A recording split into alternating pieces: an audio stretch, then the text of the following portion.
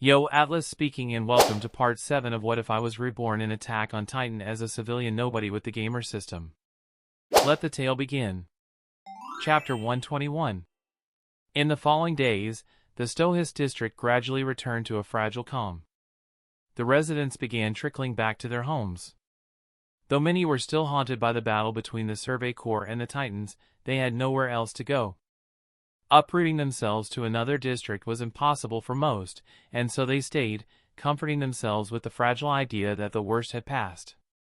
The massive breach in the wall, left by the armored Titan's impact, was hastily repaired overnight.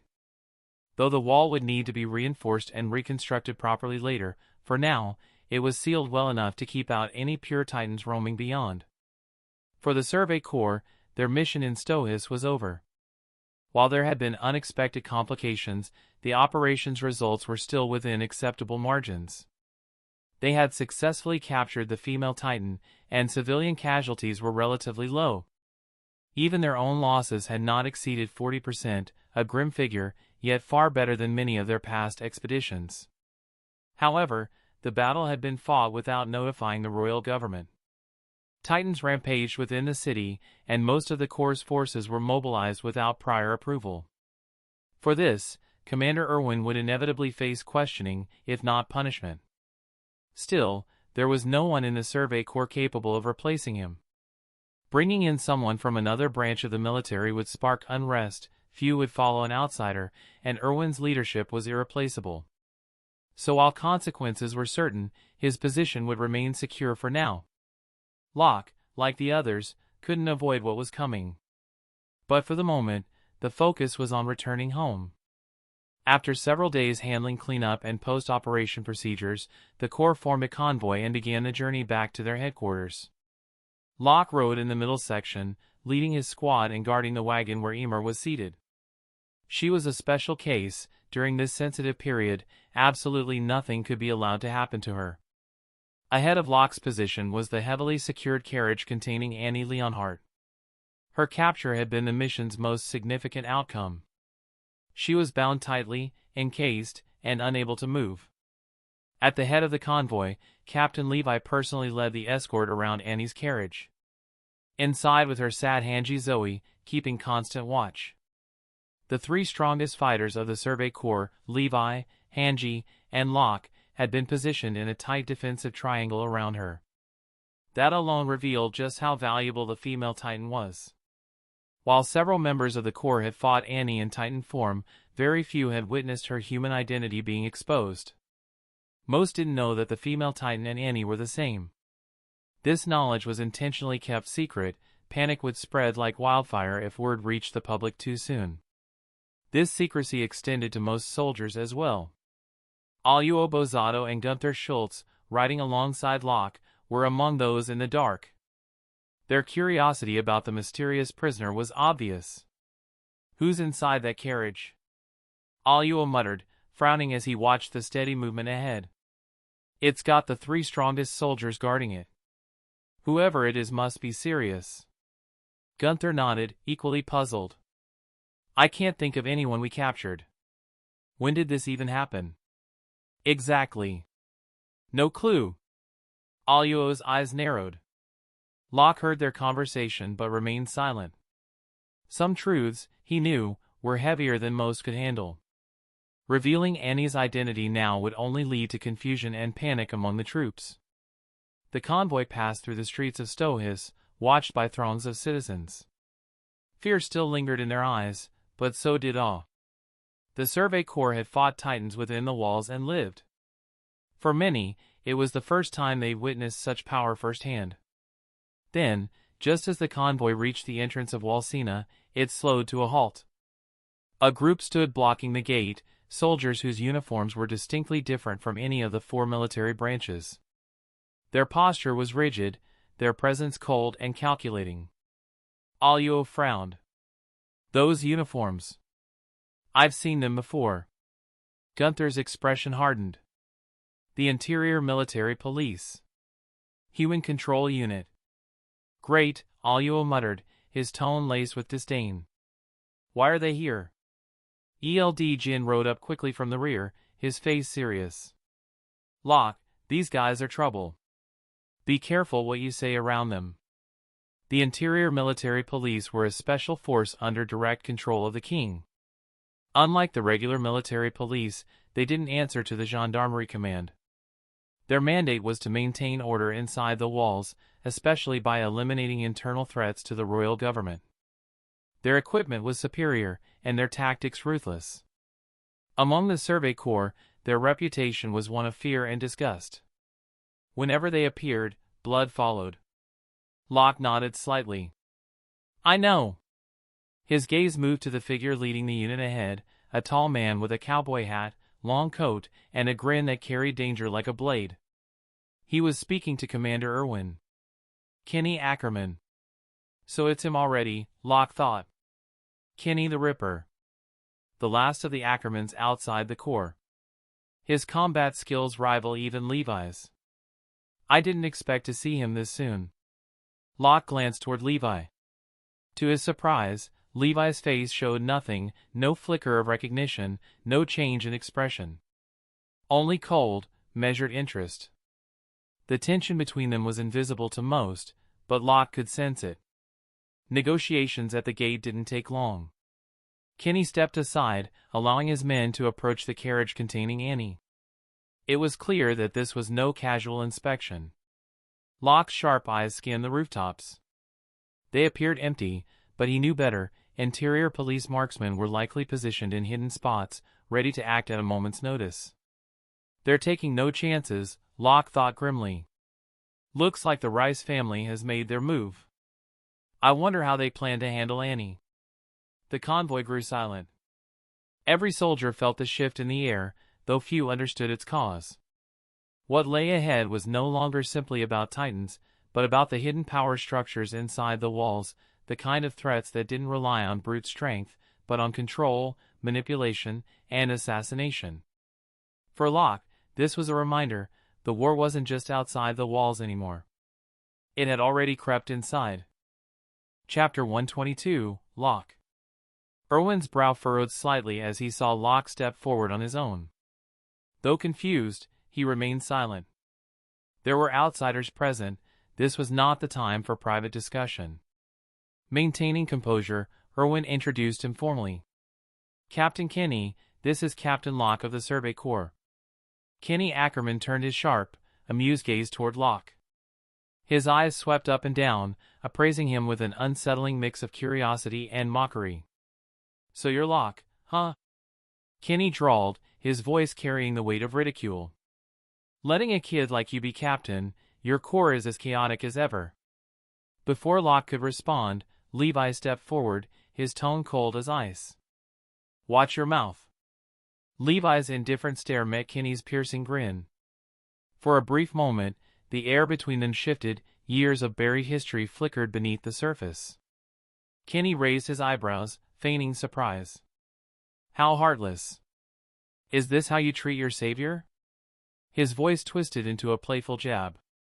Then, almost lazily, he added, and you're still the same height as when you were a kid. The instant the words left his mouth, Levi's eyes sharpened like drawn blades.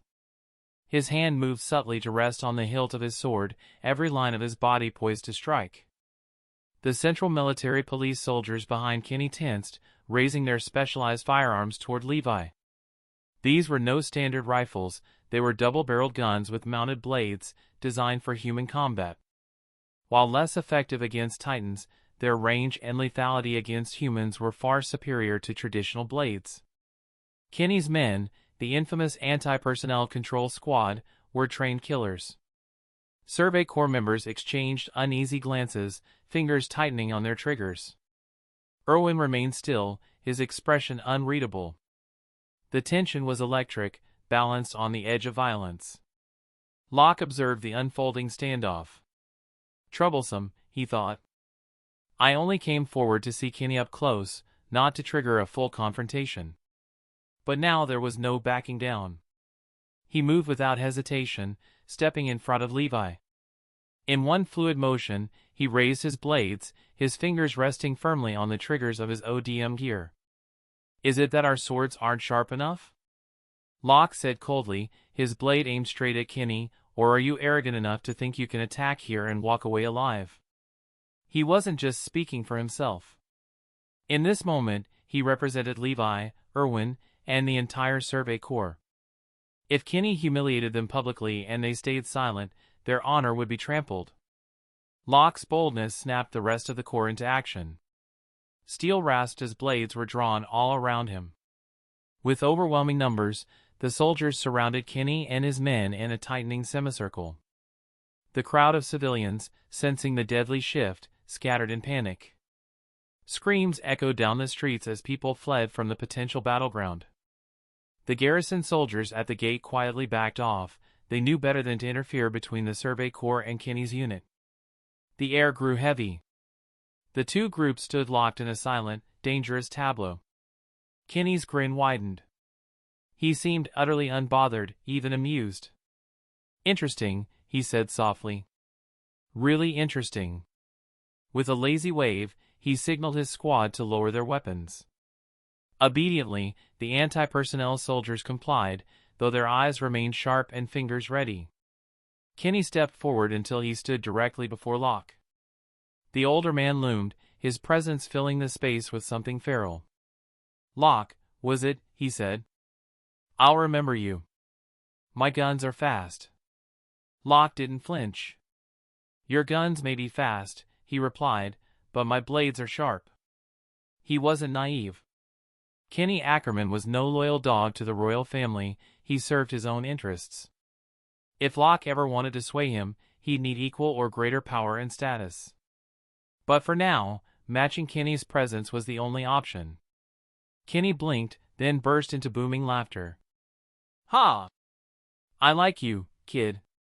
Turning to Irwin, who had been watching the exchange with his usual inscrutable calm, Kinney said, "Commander Irwin, why don't you give this one to me? I promise I'll put him to good use." "I mind," Irwin answered simply, his tone flat and final. Kinney wasn't surprised. He shrugged with mock regret. "A pity. Generally, things I can't have don't stick around long." Locke cut in before he could finish. "Then you better be careful, too, Captain Kinney. Because I'm the same way." Gasps broke through the Survey Corps ranks. Even those who had sheathed their weapons stared at Locke in stunned silence. This wasn't just any opponent. This was Kinney the Ripper, the infamous killer whose name carried dread through the entire interior. No one he targeted ever lived long. Yet Locke, barely older than a rookie, had stood toe-to-toe with him without hesitation. For a heartbeat, Kinney's smile faltered. Then it returned, slower, sharper. "You're clever," he said with a weight that hinted at something more. "But there are things you shouldn't get involved in, not yet." The playful tone was gone now. Kinney's expression hardened. He turned back to Irwin.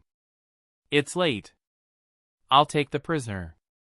Irwin gave a small nod. "Of course." His calm gaze revealed nothing. No emotion, no thought, just the mask of a commander who'd already calculated 10 moves ahead. The transfer of Annie Leonhardt to the interior forces went smoothly. Kinney's men took custody, and within moments, the female Titan was wheeled away under heavy guard. As Kinney departed, Locke felt the man's gaze linger on him. It was like the weight of a knife resting against the back of his neck, unseen, but impossible to ignore. He didn't react. There was no point. Some confrontations were inevitable. Avoiding them would mean abandoning everything he'd chosen. The convoy resumed its journey. With Annie gone, the Survey Corps' burden lightened considerably. They maintained a cautious distance of over 1,000 meters from the interior military police ahead as they made their way back to base. The soldiers' shoulders eased slightly. The tension that had hovered over them since the mission began finally started to thin. For Locke, though, the encounter lingered. He had stared directly into the eyes of Kinney Ackerman and hadn't looked away. And in doing so, he'd stepped deeper into the currents of power that flowed beneath the walls, a current that was about to pull everyone into dangerous, uncharted waters. Chapter 123, This Is. Even under the cover of darkness, the distant commotion, nearly 1,000 meters away, was clear enough to make every member of the Survey Corps tense. The scene was eerily reminiscent of the chaos when the three special titans appeared during the battle in the Stohis district. A sense of foreboding crept into everyone's heart. They're acting this fast. Standing outside the tent, Locke narrowed his eyes as he observed the distant disturbance. He called toward the tent, "Petra, stay with Emer. I need to head out for a bit." "Locke, you..." Before Petra could finish, Locke had already disappeared into the darkness, moving with speed that left only the rustling of the tent flaps behind. Emer crossed her arms and muttered with a smirk, what else could he be up to? Definitely something no one else is supposed to know about. Yawning, she ducked back inside, clearly unbothered. Her identity was sensitive enough that it wouldn't be long before the others swarmed the area anyway. Sure enough, less than a minute later, Levi and other squad members arrived, weapons at the ready. After confirming Emer was still inside, their shoulders loosened slightly, but their expressions remained grim. Since Emer hadn't left, there were only two possibilities for the abnormal activity ahead. The first possibility, the female Titan's comrades had doubled back to rescue her. That seemed unlikely. If any Titan had scaled the wall and entered, the perimeter patrol would have already fired signal flares. Since no such flares had gone up, this scenario could be dismissed. The second possibility was the one Erwin and Levi dreaded the most. The female Titan had escaped on her own. In either case, the next move depended entirely on Commander Erwin. By principle, the Survey Corps wasn't required to interfere with Central Military Police operations. But tensions had been high since their arrival at Walrose. Earlier that day, their entry had led to conflicts, and many members were reluctant to cooperate. Most of them didn't even grasp how serious the situation truly was. In their minds, what kind of danger could a young woman pose? While the Survey Corps waited for orders, Locke was already galloping toward the source of the commotion. What he found was a grisly scene, corpses of Central Military Police strewn about, tents torn apart, the ground littered with debris. His expression remained cold as he steered his horse toward a trembling soldier standing at the camp gate. "What happened here?" Locke asked, his voice calm but piercing. Huge Titan suddenly appeared. The man's voice shook with fear, his eyes wide. It was no surprise. The Central Military Police were ill-equipped to handle pure Titans, let alone intelligent ones. Their firearms and lack of combat experience made them easy prey. Kenny Ackerman might be able to adapt quickly under pressure, but his subordinates?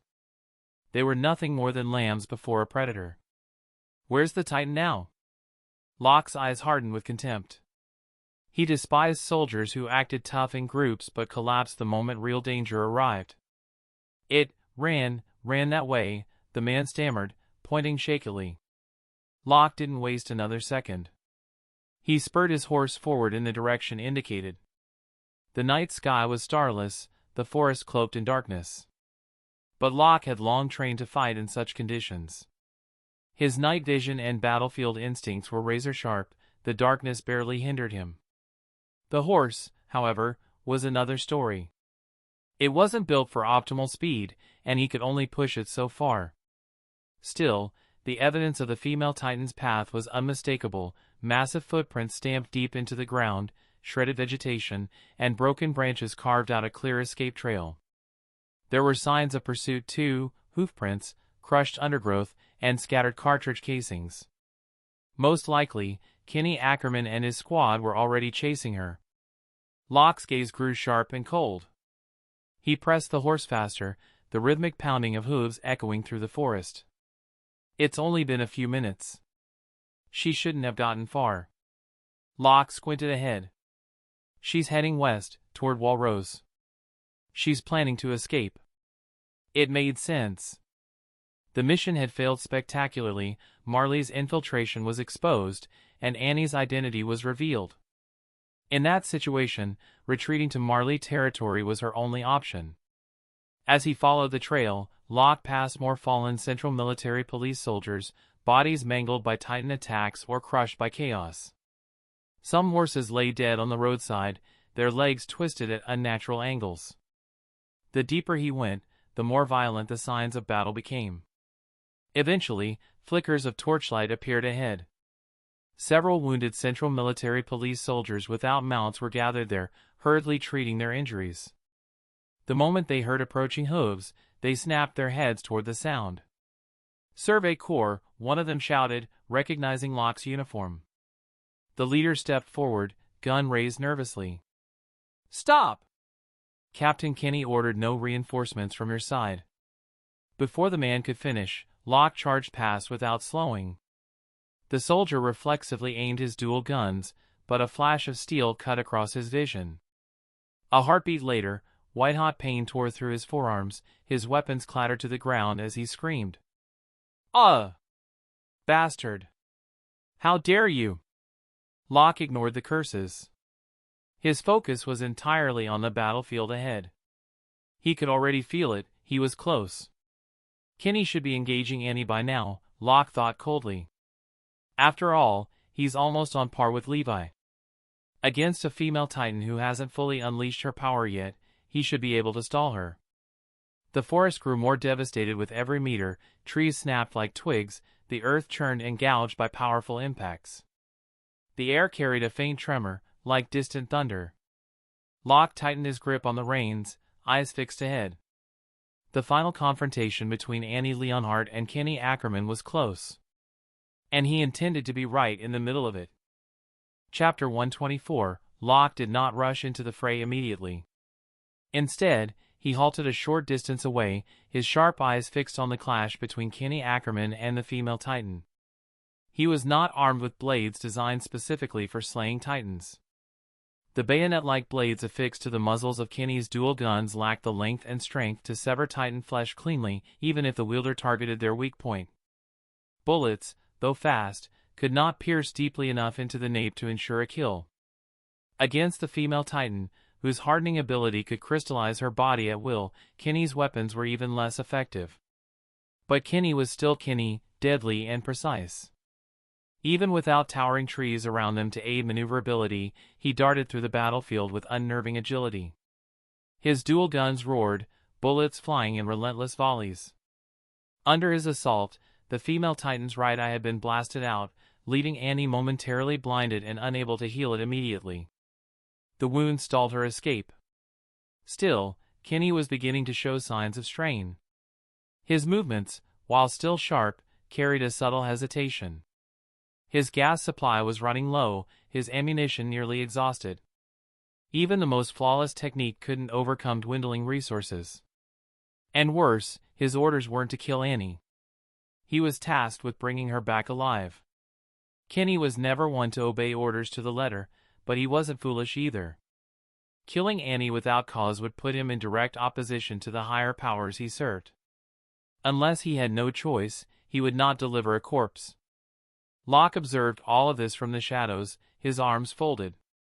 He saw the ebb and flow of the fight, the small details, the way Kenny had started conserving gas, the slight change in tempo that betrayed caution rather than aggression. Locke knew the tide of battle would soon shift.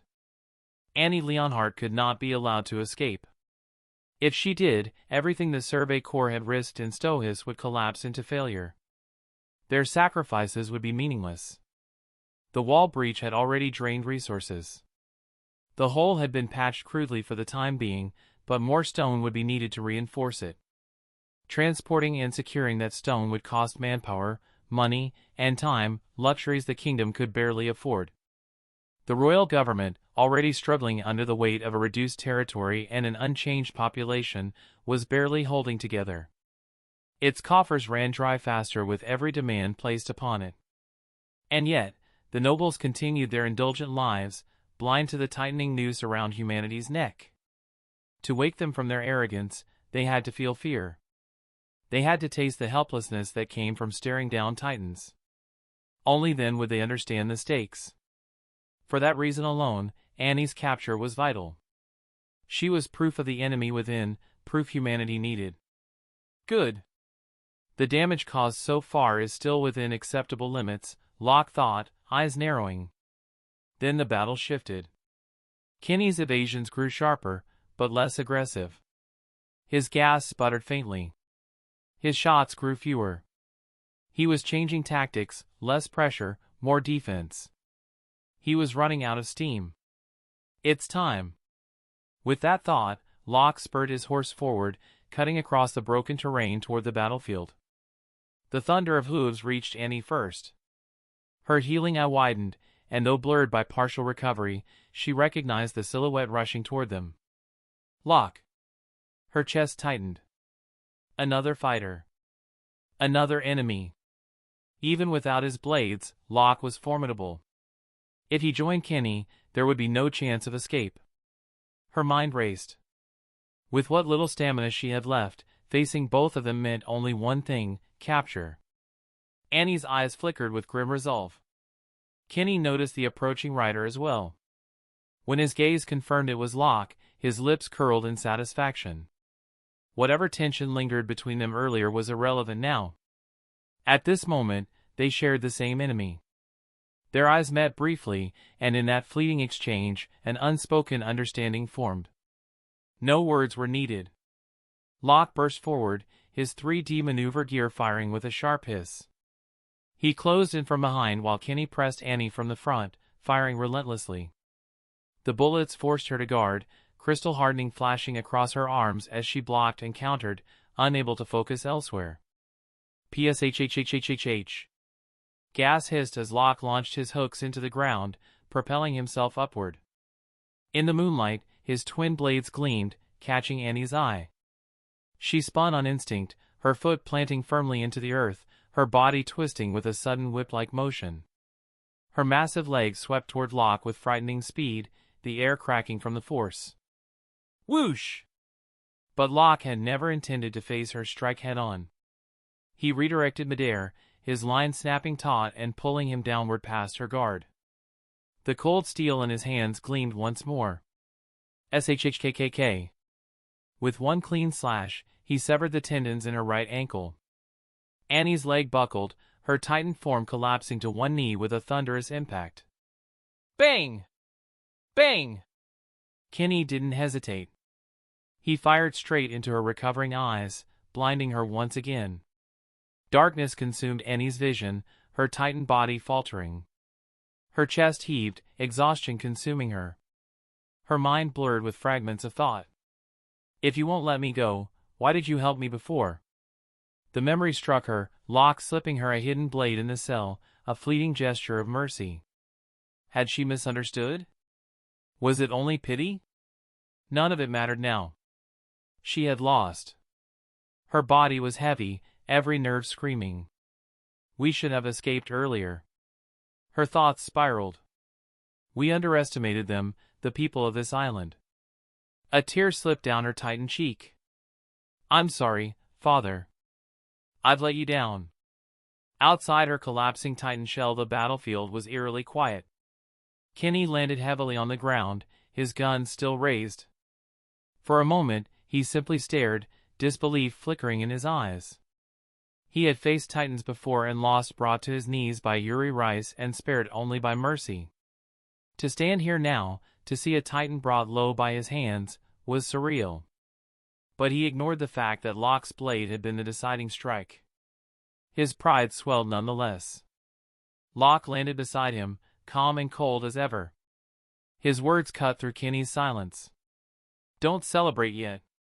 Kenny scowled but nodded. Fine. Let's drag her out. But even as he spoke, steam rose violently from the female Titan's body. Her flesh began to disintegrate, vaporizing into the night air. Locke's brows furrowed as Annie's face surfaced briefly in his mind, stubborn, cold, unyielding. He sighed and sheathed his blades. In the end, it still comes to this. What the hell are you doing? Kenny snapped. Get her out before she... It's meaningless now, Locke interrupted evenly. His tone never wavered, calm even as Annie's Titan shell dissolved into smoke. Kenny gritted his teeth, frustration flaring in his eyes. But deep down, even he knew the truth. Annie Leonhardt was gone. And the battlefield was theirs, for now. Chapter 125, was it this little girl who fought me just now? How annoying.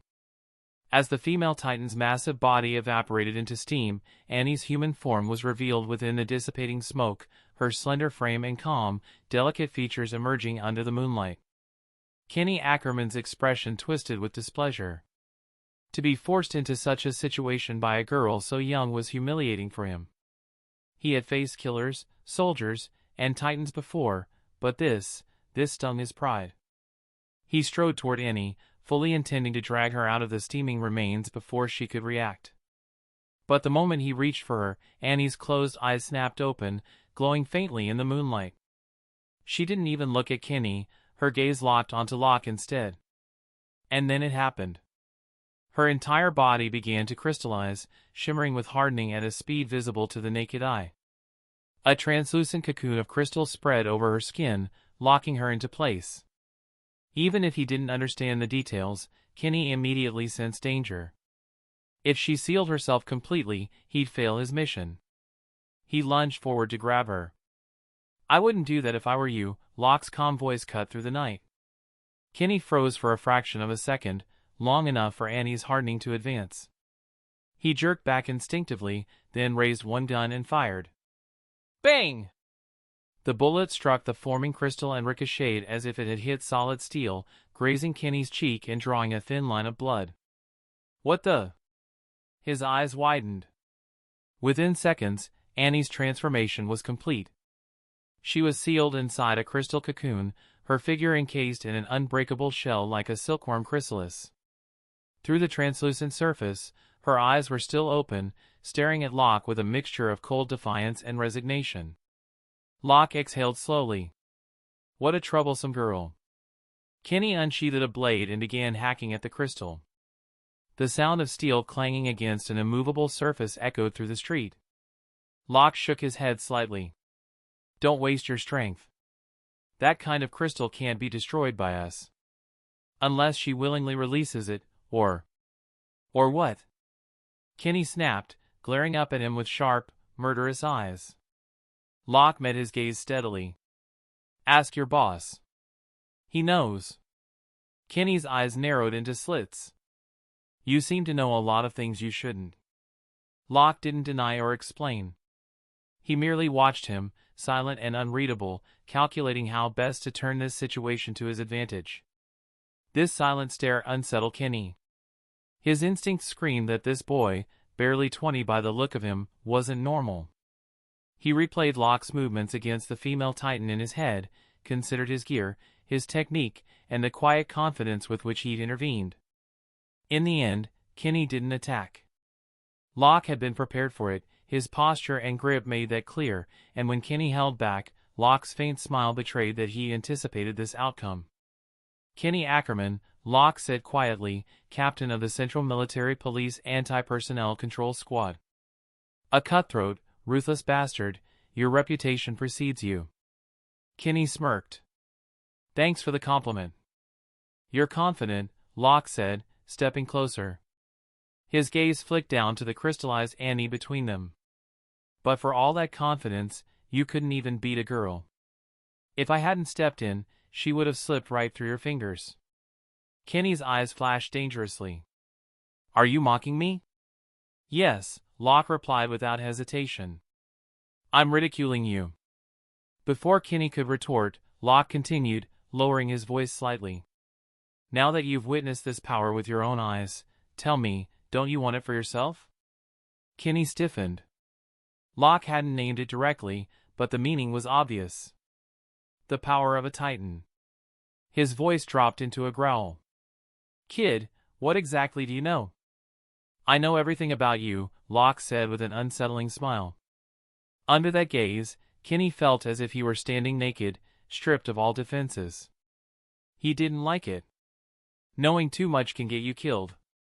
Before he finished the sentence, Kenny lunged, blades flashing. Locke was already moving. Their weapons collided midair with a sharp metallic clang. Sparks danced between them.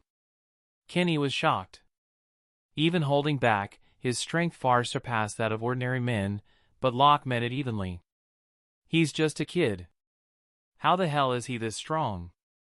Kenny pressed the attack.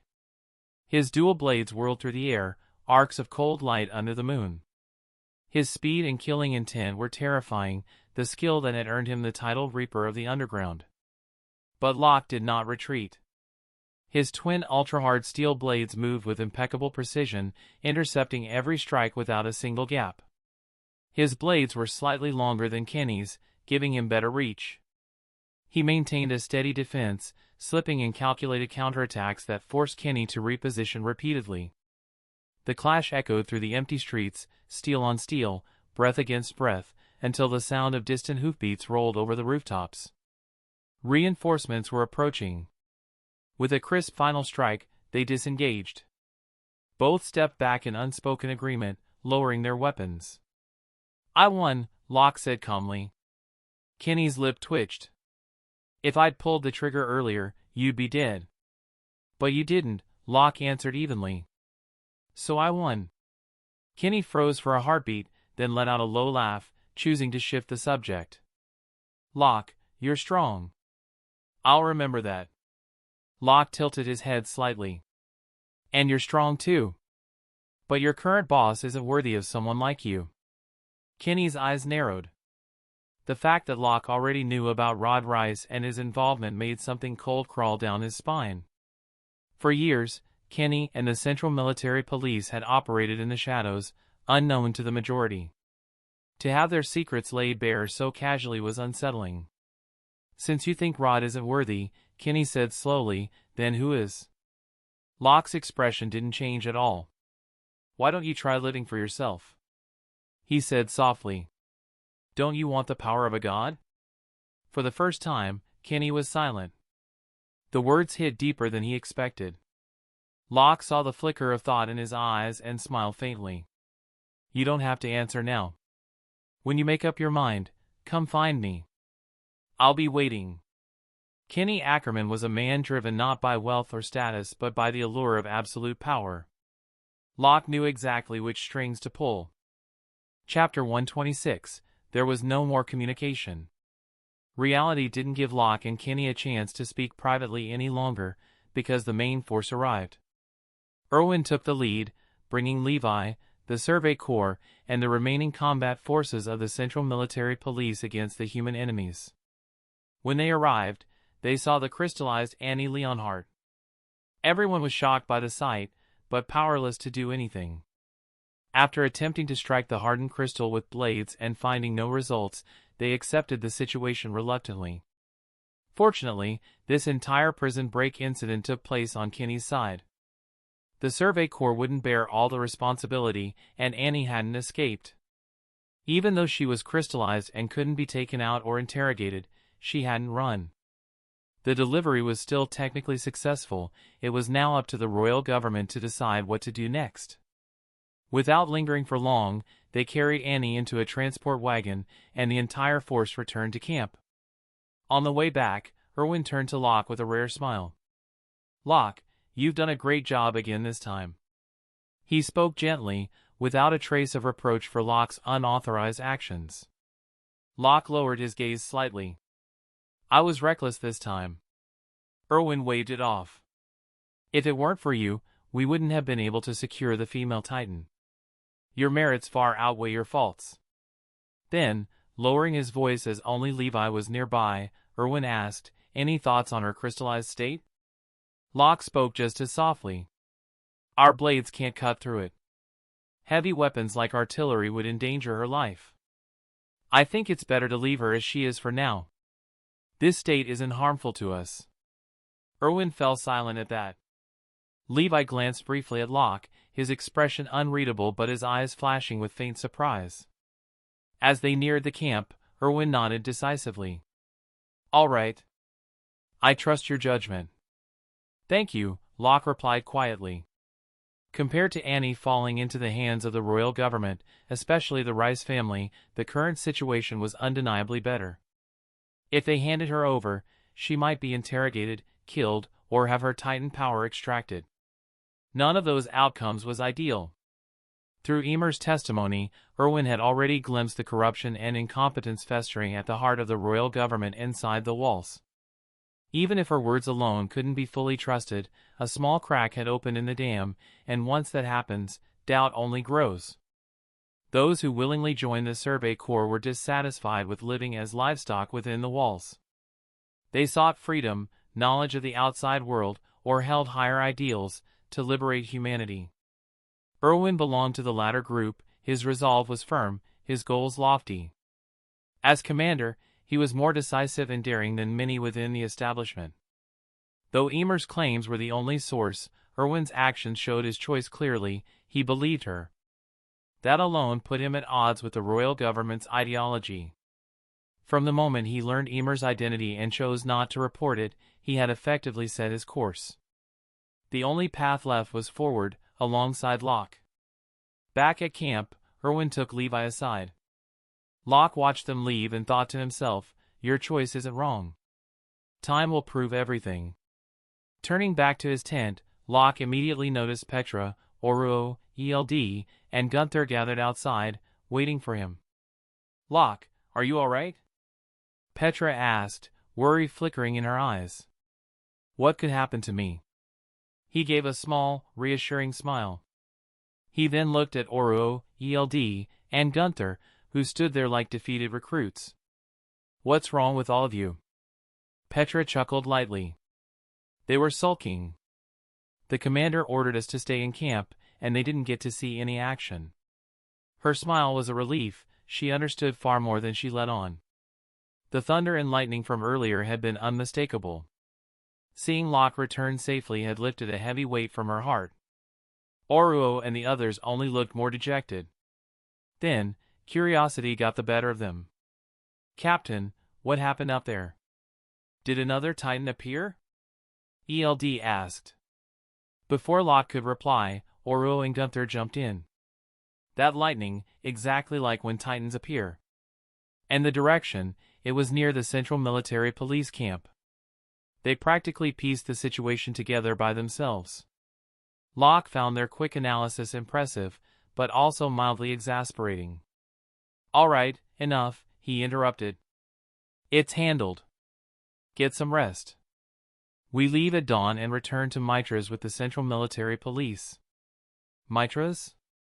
Oruo, ELD, and Gunther exchanged uneasy looks. They didn't have the best impression of the capital. Locke nodded firmly. "This mission had a big impact. We have to report directly. You don't need to do anything special, just stay at the base." "That's a relief," the three sighed in unison. But Petra and Emer's expressions shifted subtly, nervous, tense.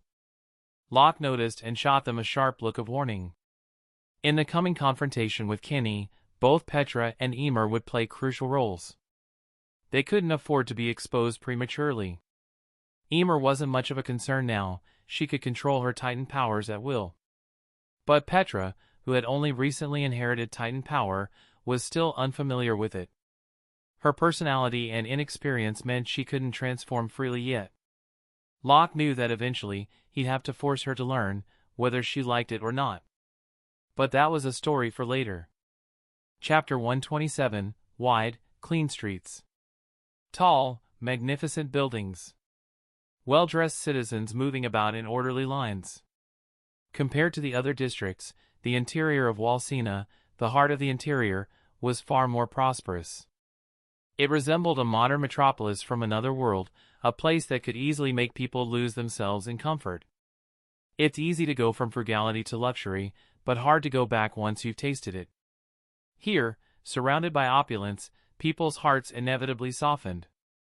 After several days of travel, the Survey Corps and the Central Military Police Brigade, led by Kenny, finally arrived at the part of the walls that people both longed for and despised. As expected, the moment they passed through the city gates, they were stopped for a routine inspection by military police soldiers. "These guys always do this. Do they have nothing better to do?" Oruo muttered irritably. Locke remained calm as his gaze fell on Neil Dalkier, who was speaking with Kenny nearby, his face sour. Locke thought to himself, he trained in the same class as Commander Erwin, his skills must have been decent once. What a waste. After years in the interior, Neil, who might once have rivaled Erwin's talent, had become just another cog in the rotten machine. Soon, the inspectors reached Locke's carriage. Well, "We meet again," one of the military police sneered. This was no coincidence, they'd approached deliberately. It was a group of recruits. Locke simply scanned his surroundings, ignoring their attempt to provoke him. His calm scrutiny only made the recruits look down on him further. Their eyes said it all, country bumpkin. Oruo and the others, already irritated by the military police's arrogance, immediately urged their horses forward. "Don't push your luck," Oruo warned sharply. The recruit stepped forward, ready to retort, but before he could, a blade gleamed in the sunlight right before his eyes. Locke's voice followed, low and murderous. "Inspection's done. Leave. Now." "You!" The recruits, used to interior luxury and untouchable status, had never been treated like this, except by nobles. They bristled, ready to lash out. But Locke moved. The blade flicked through the air. A few strands of hair from the front of the man's head drifted down slowly. "Next time," Locke said coldly, "it won't be hair. It'll be your ears. Don't test me." The recruits froze, their blood running cold. One glance at Locke's icy stare was enough. They were looking at someone who had killed before. Not once. Many times. The polished interior had never confronted such raw, lethal intent. Their bravado evaporated instantly. Then, a sharp voice cut through the tension. "Soldier. Explain yourself. What do you think you're doing?" Neil had appeared, sword in hand, his face stern as his gaze locked on Locke. "Nothing," Locke replied coolly. "Just helping you maintain discipline, Captain Neil." He sheathed his blade deliberately, showing no sign of deference. Oruo and the rest of the Survey Corps couldn't hide their admiration. They knew that in his place, they likely would have backed down. Neil's eyes lingered on Locke's captain's armband. "So, you're Locke. Squad captain at 14. Impressive. But that doesn't give you the right to discipline my soldiers. You attacked a comrade, what do you think the punishment for that is?" He turned to the recruit whose hair Locke had trimmed. The man's new uneven hairstyle was ridiculous, but no complaint came. Locke's blank stare made it clear, if the man spoke, he might not leave alive. "This guy's insane," the recruit thought, terror spiking in his chest. "Why did I provoke him?" Taking a shaky breath, he said, "Captain, Locke was just joking with me." "You." Neil started, dumbfounded by his soldiers' sudden backpedaling. But before he could continue, Locke's voice cut in again, smooth as steel. "Permission to leave, Captain Neil?" "Humph." Neil's pride smarted at being humiliated by someone younger, but at that moment, Erwin and Kenny, ahead of the convo, noticed the disturbance. Erwin looked ready to intervene. Kenny wore the look of someone enjoying a show. Neil knew if he dragged this out, he'd only embarrass himself further. He waved his hand sharply and turned away. The military police recruits followed him reluctantly, but none dared meet Locke's eyes again. The Survey Corps members were barely holding in their laughter. Their gazes turned to Locke, not tall, but sharp as a drawn blade, filled with admiration. This is how the Survey Corps should be. "Captain, why didn't we arrest that guy back there?" one of Neil's subordinates muttered. Neil shot him a look. "On what grounds?" "He attacked Mani." "What proof do you have?" Neil countered. His gaze shifted to Mani, the recruit walking with his head down. Disappointment flickered in Neil's eyes. He knew his men were weak in combat, but to see them cower at just a look from Locke was pathetic. Would Locke really have acted if Mani had pushed it? Neil thought grimly. Meanwhile, among the Survey Corps, Oruo asked, "Captain, if that guy had called you out, would you really have attacked him here?" Even Petra and Emer, riding in the carriage, turned to hear the answer. "Why wouldn't I?" Locke replied calmly. "But if you'd done that, you'd be dragged before a military court," Oruo said, baffled. Locke's lips curled in faint disdain. "No chance." His eyes flicked toward Erwin at the head of the column. "My performance wasn't bad, right, Commander?" During this critical period, Locke was a key figure in the Survey Corps. As long as he didn't cross a fundamental line, the royal government wouldn't dare touch him. Chapter 128. At night, the sky was particularly bright under the stars. Unlike the previous outdoor missions, Locke, who was now stationed inland, experienced the rare beauty of the city's nightscape. Standing at the highest point of the garrison headquarters and looking over the surrounding rooftops, his gaze deepened. He murmured to himself, "How many sins are hidden beneath this beautiful scenery? I'm afraid only those involved truly know. Where there is light, there is also shadow." Beneath this prosperous capital, hidden underground, lay a very different world, a slum buried under the surface. "When did you become so sentimental?" Emer's voice came from behind a chimney. She stepped forward and sat beside it, her expression calm as she stared at the sparkling city lights. "Where's Petra?" Locke ignored Emer's teasing and asked directly. "She's asleep," Emer replied, her tone flickering with unease. Locke turned to her, noticing the hint of worry and nervousness in her eyes. He said meaningfully, "Are you still stuck on that hurdle in your heart? Some things aren't easy for everyone to accept right away." "I didn't tell Petra about the operation tonight," Emer admitted, looking uneasy. Locke smiled slightly. "Am I so unreasonable? You did act on your own, but honestly, it's better for Petra to stay behind than to drag her into something unprepared, although," he paused with a small grin, "maybe we're underestimating Petra." "What?" Emer blinked, confused. Before Locke could answer, Petra appeared from the opposite side of the rooftop. "Locke, I'm ready." Locke nodded. "Let's go." He gestured for Emer to come over. "Really, let me be clear first," Emer said, scratching her cheek. "I still haven't learned how to use the ODM gear properly. That's why I asked you to take me. Otherwise, I'd definitely go on my own." "I know." "Come here," Locke replied calmly. "Oh!" Dropping her shyness, Emer stepped forward. Locke wrapped one arm around her waist, lifted her, and leapt off the rooftop. Two figures shot out from behind the garrison, vanishing into the night sky. At the same time, in the Survey Corps commander's office. "Is this really okay?" Levi asked, arms folded. First, Locke had instigated a conflict with the military police. Now, Erwin was deliberately turning a blind eye to Locke and his companions leaving in the middle of the night. Levi, who had always believed Locke was under control, suddenly felt otherwise. Erwin, however, remained calm. "You should have realized it earlier. Locke isn't like us." "You mean the way he thinks?" Levi's eyes narrowed. Erwin nodded. "Exactly. If you reflect on it, all our plans and operations lately have been based on Locke's speculations and on the unbelievable things Emer revealed. Think about it carefully and you'll see. It's been Locke making the real decisions all along," Levi finished for him, his expression sharp. "That's right." Erwin stood from his chair, walked toward the window, and looked out at the darkened district beyond the base. His voice dropped. "To be honest, I still can't fully believe Emer's claims. But when I think about the royal government's policies over the years, and what we've learned about the Titans." He turned back, eyes meeting Levi's. "The truth seems cruel.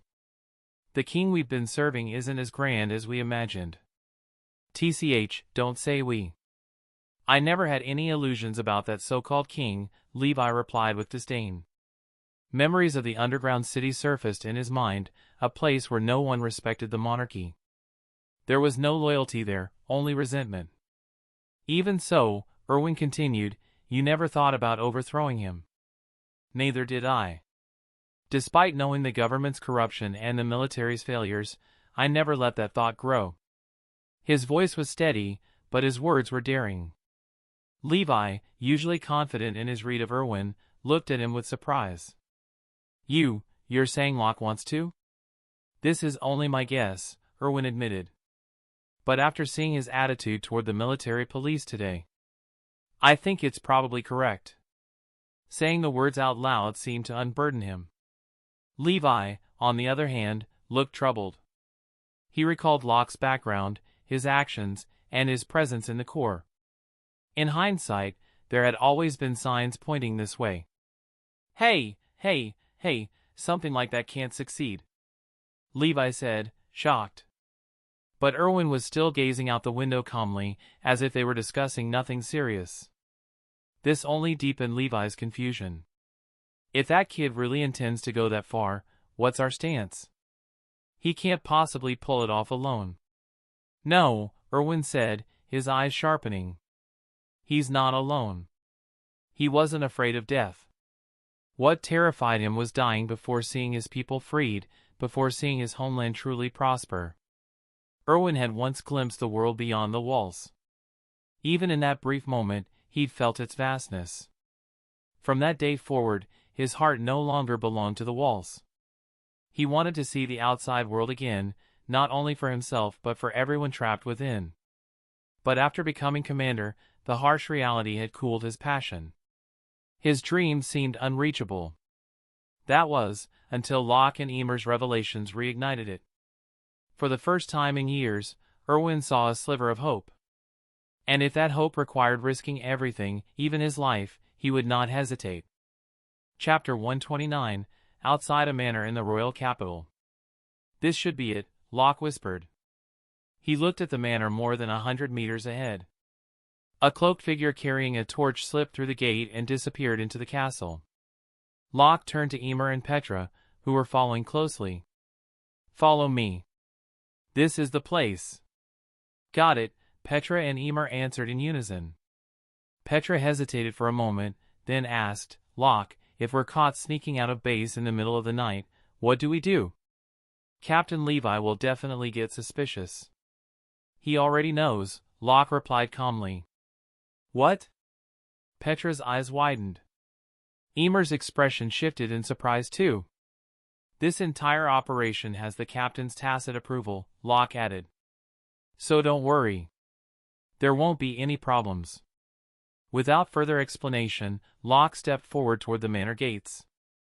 Petra and Emer exchanged a quick glance, then followed. Both were uneasy. Why would Erwin allow Locke to take such a bold risk? This mission was dangerous. If discovered by the royal government, it would be considered treason, punishable by imprisonment for life or execution. Locke was aware of their doubts. But the truth couldn't be explained now. The plan hadn't even fully begun. Petra trusted him openly, but trust needed to be tested through action. As for Emer, she had no choice. To survive, she needed to cooperate. Of course, the people with him now wouldn't be enough to realize the massive plan forming in his mind. To succeed, he would need the strength of the Survey Corps, the most elite of the 4 military branches. Luckily, Erwin's stance had already revealed enough. Everything up to this point had been Locke testing Erwin's resolve, and Erwin had passed. Their goals aligned, even if unspoken. The three entered the castle and found the figure with the torch waiting for them. Captain Kenny, we meet again, Locke greeted first, his tone steady. Kenny Ackerman froze briefly, then took off his disguise. His eyes scanned Locke, Petra, and Emer, finally lingering on the two women. The two of them, Kenny muttered. They're the ones you wanted to see, Locke replied with a slight smile. I hope you're not lying, Kenny said coldly. A sharp killing intent emanated from him. This isn't the place to talk. Follow me. Without waiting for Locke's response, he turned and walked toward the castle hall. Locke, are we really working with that guy? Petra whispered nervously. The name Kenny the Ripper was infamous inside the walls, especially among the Corps. His reputation was brutal. The number of victims whose throats he'd slit was well into the hundreds. To Petra, a man like Kenny was dangerously unpredictable. Turning an enemy into an ally means one less enemy, and this enemy is powerful, Locke replied. He took both of their hands. Enough talk. Stay close. If things go wrong, the three of us can escape. I'm good at speed, Emer added dryly. Petra glared at her but sighed. I really can't deal with you two. Fine. Let's go together. She held Locke's left hand firmly, and Emer did the same. It was their unspoken way of steadying their nerves. Following Kenny Ackerman, the three reached the manor's living room. Kenny pulled back a carpet, lifted a wooden board, and revealed a staircase leading below. Basements really are standard for secrets, Locke muttered under his breath. You're lucky, kid. Surrounded by women while I'm still single, Kenny teased, smirking. Petra and Emer froze for a moment, their faces flushing slightly, but they didn't let go of Locke's hands. Locke shook his head, ignoring Kenny's jab. Enough. Let's finish this quickly. We have to return to base. You don't have to rush back, Kenny chuckled. Plenty of empty rooms here. Locke's expression hardened. He said nothing, just stared him down. Kenny clicked his tongue. Boring. If you've got the guts, follow me. He descended the stairs first. Locke followed, Petra and Emer close behind. He wasn't worried about a trap. With his own combat ability, Emer's Titan power, and Petra's skill with the ODM gear, they could escape or even fight their way out if needed. The staircase wound deep underground. After several minutes, they saw light ahead. Before them stretched a vast underground space.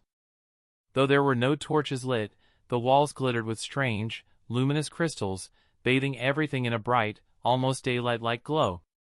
Welcome to my underground world, Kenny said, spreading his arms. His eyes burned with excitement as he looked at Emer and Petra. He craved power. He always had. Violence had been his language all his life. After witnessing the power of the founding Titan through Yuri Rice, he had yearned for strength beyond human limits, but he'd found no way to obtain it. Until now. Locke had made his fantasies tangible. How could Kenny not be thrilled? Locke glanced around with thinly veiled disdain. So this is your world, Kenny. A kingdom with only you in it. Chapter 130. Great! Then let me see the power that's said to rival that of the gods. Kenny Ackerman's eyes gleamed with fanaticism. Locke turned to Emer and Petra. The two nodded. Emer stepped into an open space, turned her back, and, just as Locke instructed, drew her knife and slashed her palm deeply. In an instant, the underground chamber, already bright from the crystals, exploded with lightning and thunder. The blinding flash reflected off the crystals, filling the cavern with dazzling brilliance. Locke, Kenny, and Petra had no time to admire it. Their eyes were fixed on Emer's position. Moments later, Emer's jaw titan emerged in full form, crouched and snarling. She flexed her limbs to adapt to the underground space, then approached. Kenny instinctively raised his twin guns, ready to fire. Don't get jumpy, Locke said coolly. We've got no reason to fight. Kenny lowered his weapons and broke into an almost feverish grin. You're really straightforward, but unbelievable. Power like this, wielded by someone outside the Rice family? Incredible. He couldn't deny what he was seeing. If Emer could do it, so could he, Titan power, within human grasp. It was intoxicating. Like a man admiring a divine relic, Kenny stared up and down at the jaw titan. Can I touch it? He asked, voice trembling. Go ahead, Locke nodded. With permission, Kenny stepped forward and pressed his hands against the titan's surface. His movements were reverent, his face, almost childlike. It was grotesque to see such devotion from a man like him. Emer shifted uncomfortably. She crossed her arms and closed her eyes, fighting the urge to crush him on the spot. Then she felt something odd, pain in her right calf. Snapping her eyes open, she saw Kenny cutting into his own leg with a knife, then leaning down as if to lick the blood. Pervert uncle, don't push your luck. Emer growled through the jaw titan's throat, the hoarse, distorted voice echoing through the cavern. You can talk? Kenny exclaimed, thrilled. Of course, Emer snapped, clearly unwilling to engage further. Kenny didn't care. He kept examining her like a fascinated scientist. His obsessive gaze made her skin crawl. Locke stepped in. You've seen enough. Not nearly, Kenny muttered, reluctantly stepping back. But he caught himself quickly. For all his madness, he was cunning enough not to lose composure now. He shifted his attention toward Petra. she has Titan power, too. She just inherited it, Locke replied evenly. She's still learning to control it. Petra glanced at Locke. He gave her a firm nod. Taking a deep breath, she stepped into another open area. She turned her back so Kenny couldn't see the method, then sliced her palm. Again, lightning and thunder erupted, though less intensely than Ymir's transformation. Still, the air shook as Petra's colossal titan began to form. However, only her upper body manifested, blood-red muscle and bone exposed, steam pouring from every inch. Even in this incomplete state, the sheer scale dwarfed Ymir's form. What is this? Kenny's jaw dropped. Before him towered a half-formed colossal titan, its massive torso rising more than 10 meters from the ground. Below the ribs, the transformation hadn't completed. Ymir crossed her arms. "Don't look at me, bastard," she muttered irritably under his gaze. "What a terrible attitude," Kenny whispered, then glanced at Locke. "She inherited her power recently," Locke explained calmly. "There hasn't been enough space inside the walls for her to practice. Once she gains full control, she'll be able to transform completely. It's a process." Kenny nodded subconsciously, then caught himself. "You know quite a lot about Titans." "I just know a bit more than most," Locke replied curtly, not elaborating. Kenny grinned thoughtfully. He stepped closer to Petra's half-formed titan, the heat rolling off it in waves. "It's so powerful even half-finished," he said with excitement. "Once complete, it'll be terrifying. Truly enviable power." Comparing Ymir's nimble jaw titan and Petra's overwhelming colossal titan, Kenny understood that titan powers manifested in different ways, and his greed flared. If he ended up with only Ymir's small form, it'd be disappointing. Ymir rolled her eyes silently. Petra's form, however, fascinated Kenny more. The intense steam made it difficult for him to get too close, leaving him both impressed and frustrated. Still, Locke had shown him everything he needed to see. Now it was Kenny's turn to make his move. Reluctantly pulling his gaze away from Petra's towering form, Kenny turned to Locke, who stood watching, calm as ever. Chapter 131, the next day, inside the King's Council Hall. As commander of the Survey Corps, you launched a mission to capture Titans inside the walls without prior authorization.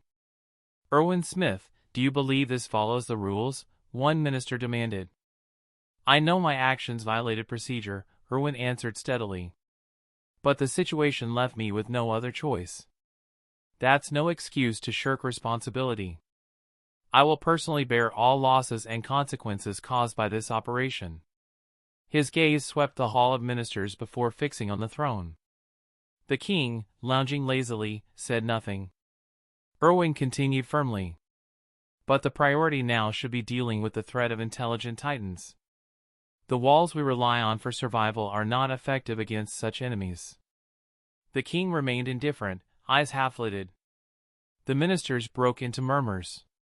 "Intelligent Titans, do those really exist? Claims alone aren't proof. Your words, Commander, aren't enough to make us believe in these so-called intelligent Titans. And the girl sealed in crystal hardly explains anything. Captain Erwin should focus on maintaining stability inside the walls rather than chasing fantasies." Exactly.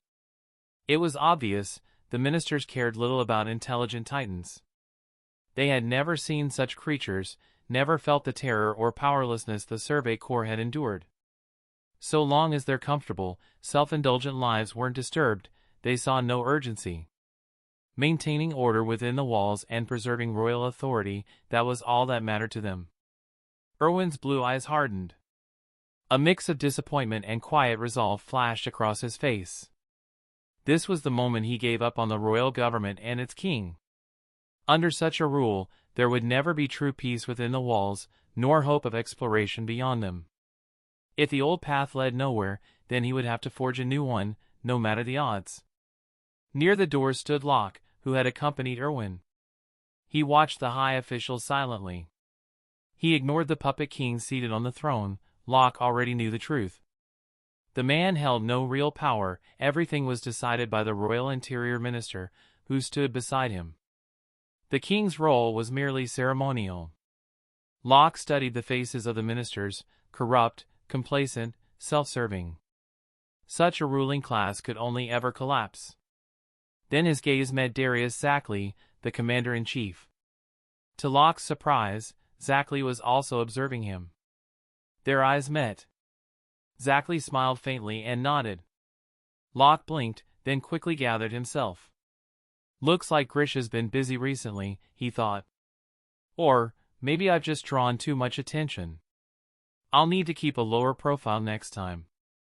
He didn't notice Levi Ackerman, standing nearby, silently watching the exchange.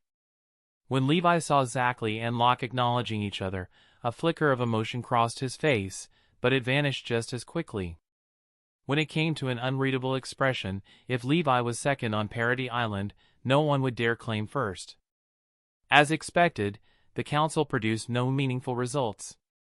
Despite Erwin's breach of protocol, the punishment was light, mere verbal censure and orders to remain on standby within the walls. Nothing more. The ministers feigned disbelief about intelligent titans, but deep down, they understood, if chaos ever came, among the 4 military branches, only the Survey Corps could truly fight. The other 3, military police, garrison, and central interior police, would be little more than cannon fodder. The king's anti-personnel control squad, led by Kenny Ackerman, answered only to the puppet throne. These ministers couldn't command them even if they tried, and could easily find themselves at odds with them. There was no replacement for Erwin. Keith Shotties couldn't simply return, and no other officer could inspire the upper echelon's confidence. Though Erwin's situation seemed precarious, he remained irreplaceable. The Survey Corps had the fewest high-ranking officers of all the branches.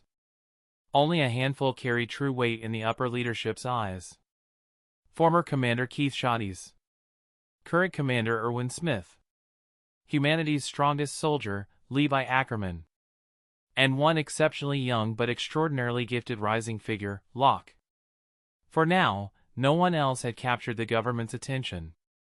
As the meeting adjourned and the leaders began to file out, Locke sensed the minister's eyes lingering on him. His expression remained composed, but inwardly, his thoughts sharpened. He was no longer the overlooked boy he once was. Just as Locke was about to leave alongside Erwin and Levi, a voice called out.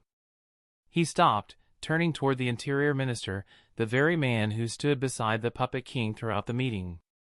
The minister's lips curled into a knowing, almost playful smile. Locke froze briefly, then thought, Kenny works fast. We only reached an understanding last night, and they're already making their move today. Outwardly, he showed nothing. He simply asked, calm and measured.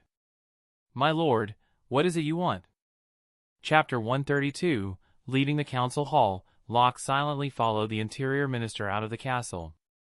He didn't ask who he was meeting, nor did he show any curiosity. His calm, watchful demeanor caught the minister off guard. But remembering the man waiting at their destination, the minister suppressed his surprise. As expected of someone the king values, the minister thought. Neither spoke during the walk. The silence stretched until they reached a nondescript building, tucked away from prying eyes. This is it. Go in, the minister said. Locke gave a slight nod, casually scanning both sides of the street before stepping forward. As soon as he entered, the minister turned on his heel and left hurriedly, almost running. He may have caught the king's attention, but he'll face plenty of trials before being trusted. Whether he can climb higher depends on this step, the minister thought, quickening his pace. Inside, Locke was greeted by a flight of stairs descending into the earth. He clicked his tongue softly. Underground again? How original. Do they ever worry about cave-ins? A bold thought crossed his mind, but this wasn't the time. That would have to wait. He started down. 3 minutes later, a bright light shone ahead, and the corridor opened into a wide underground chamber. The sudden brilliance made Locke squint. Then, a sharp whistle through the air. He moved instinctively. The arrow struck the steps where he'd stood, quivering from the force. It won't be that simple.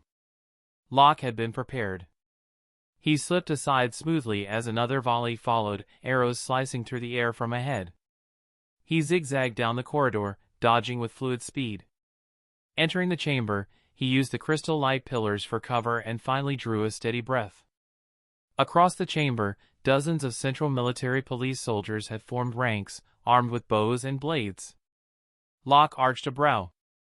A welcoming party? The soldiers lowered their bows and rushed him. This wasn't in the plan, he muttered. He and Kenny Ackerman had discussed this beforehand, no ambush had been mentioned. But Locke didn't retreat. If they'd been fully equipped with ODM gear and anti-personnel weapons, he'd have withdrawn immediately. But as it was, their combat strength relied almost entirely on equipment, and here they were little more than blunt instruments. That was the flaw of most interior troops. After training, they grew soft. Their individual combat skills deteriorated instead of improving. Bang! Locke surged forward, weaving through attacks. His fist connected squarely with one man's face, dropping him instantly. He shifted positions constantly, refusing to be surrounded, forcing the fight into one-on-one or one-on-two skirmishes. With his speed, strength, endurance, and toughness, the fight was utterly one-sided. Within 10 minutes, Locke stood alone amidst the fallen soldiers. 32. He counted, breathing evenly. Not enough. You'd need at least 100 to bring me down. Around him, groaning soldiers lay sprawled. Those who weren't badly injured chose to stay down and play dead, unwilling to test their luck further. A slow clap echoed through the chamber. From behind a crystal pillar, a well-dressed man emerged. Kenny, fully armed, followed at his side, giving Locke a subtle wink. Locke didn't react outwardly, though inwardly he sighed. So that's how it is. The man studied Locke with keen interest. As expected of someone recommended by Kenny. Locke, you're impressive. I appreciate talent like yours, he said warmly. Who are you? Locke asked lightly. He already knew, Rod Rice, the true ruler behind the throne. Rod turned to Kenny.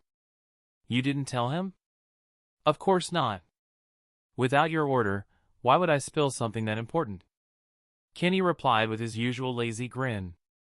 His tone carried no respect, but Rod didn't seem to mind. Kenny had always been like that. As long as he was useful and loyal enough to remove threats, Rod indulged his behavior. Good. Rod nodded, then looked Locke in the eye. I am Rod Rice, the true king you serve. Locke's lips curved faintly. The anonymous king, huh? How interesting.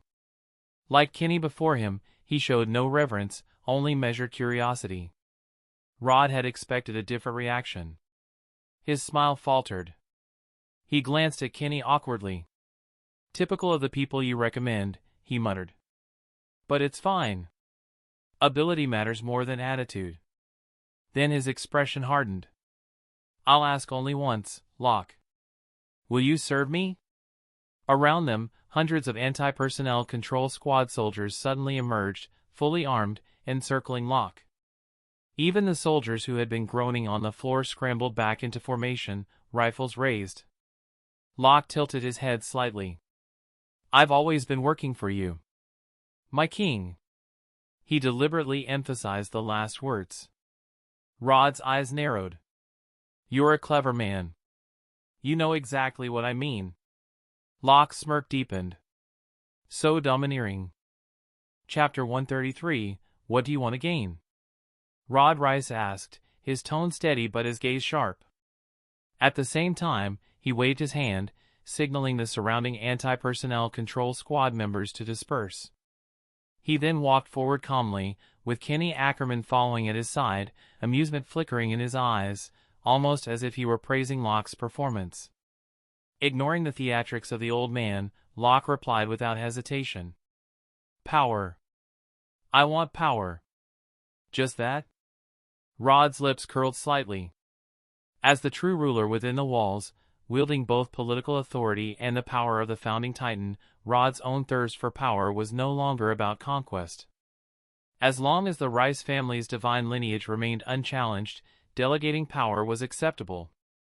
Just like Kinney, as captain of the anti-personnel control squad, he operated with immense freedom.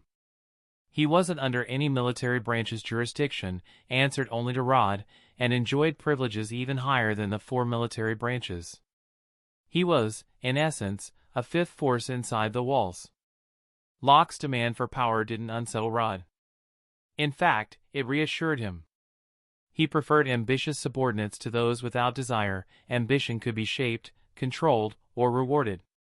Locke stood calmly. "That's all I want." "Then I'll give you power," Rod decided swiftly. But before Locke could respond, his tone shifted. "But, you have to prove your worth. I don't like reckless beasts." "I was the one who proposed the Corps' conjecture about the Titans," Locke said evenly. "And those conjectures have all been confirmed." Rod's expression stiffened.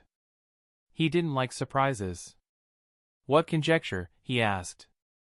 "Unlike mindless Titans, some Titans possess command ability, and their original forms are most likely human," Locke explained. While speaking, he observed Rod closely and clearly saw the flicker of composure breaking in the man's eyes. "Humans? That's impossible," Rod muttered in disbelief. "Why not?" Locke countered with a faint smile. "Our operations in the Stohis district confirm my theory. The armored Titan, the colossal Titan that broke Wall Maria, and the female Titan that infiltrated our ranks, they're all human." Rod leaned forward. "Do you have any other discoveries?" "Not yet," Locke admitted.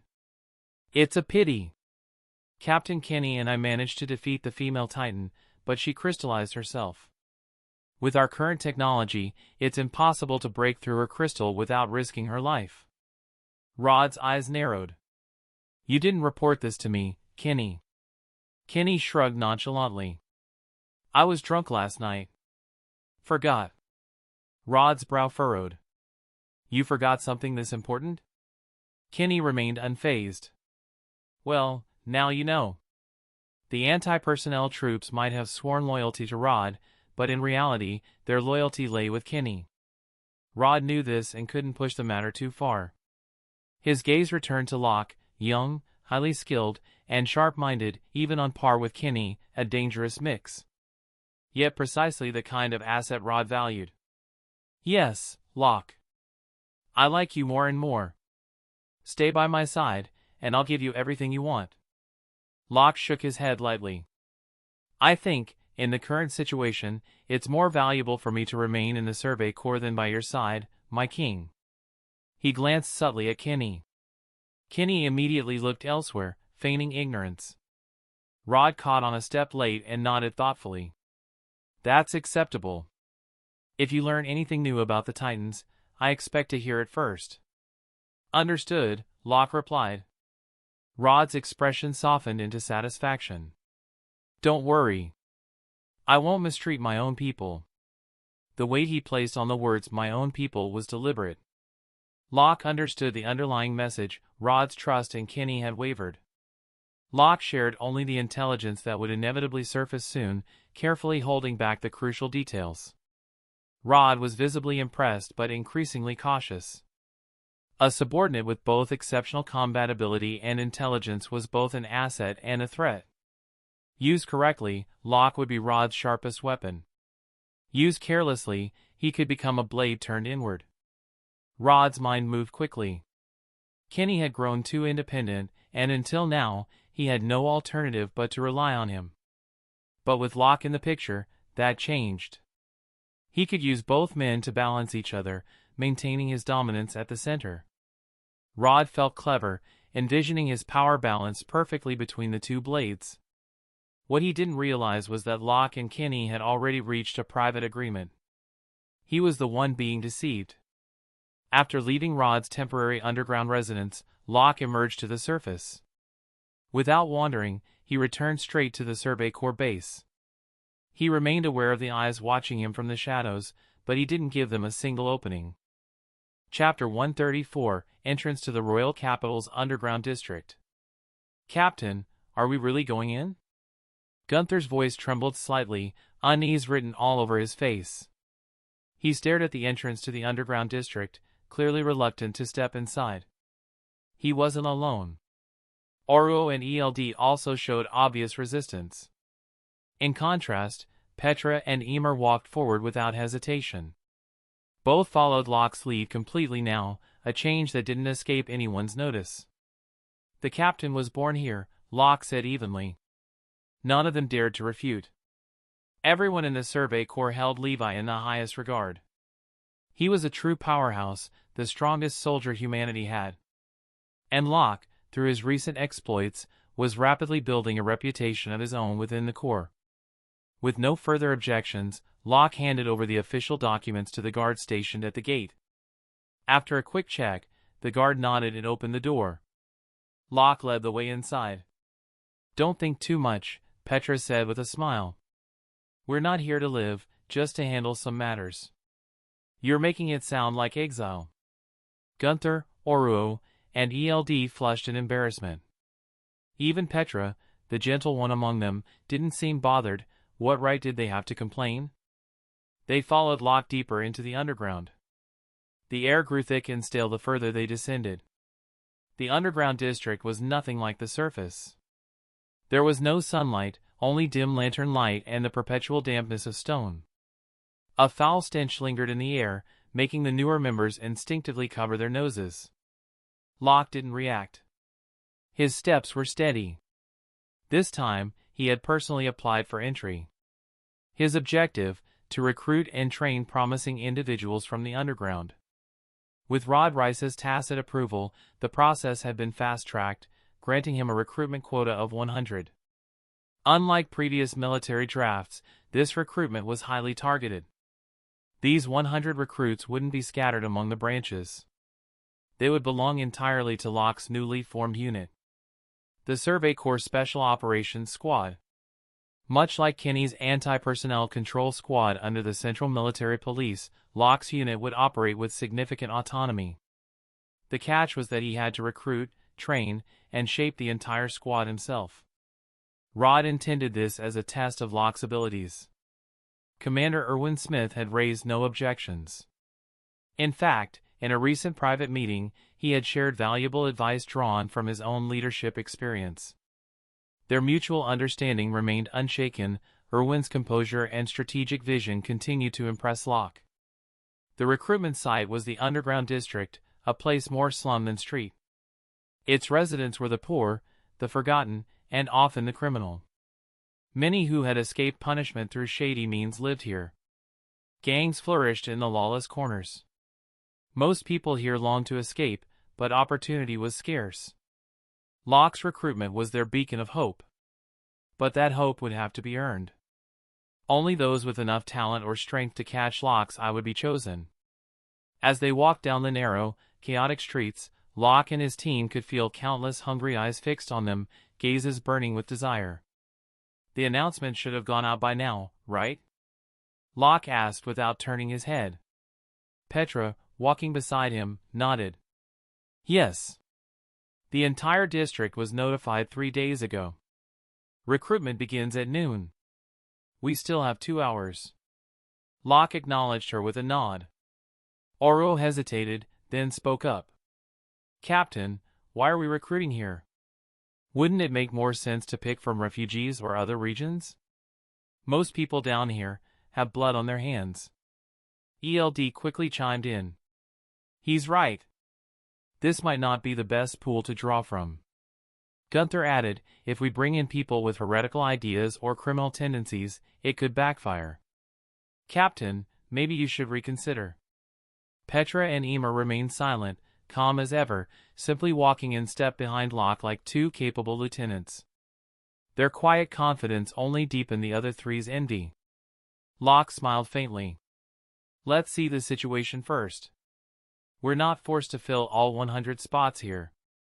If this doesn't work out, we'll move to other districts. He had already considered their objections, but he had chosen the underground district for one crucial reason.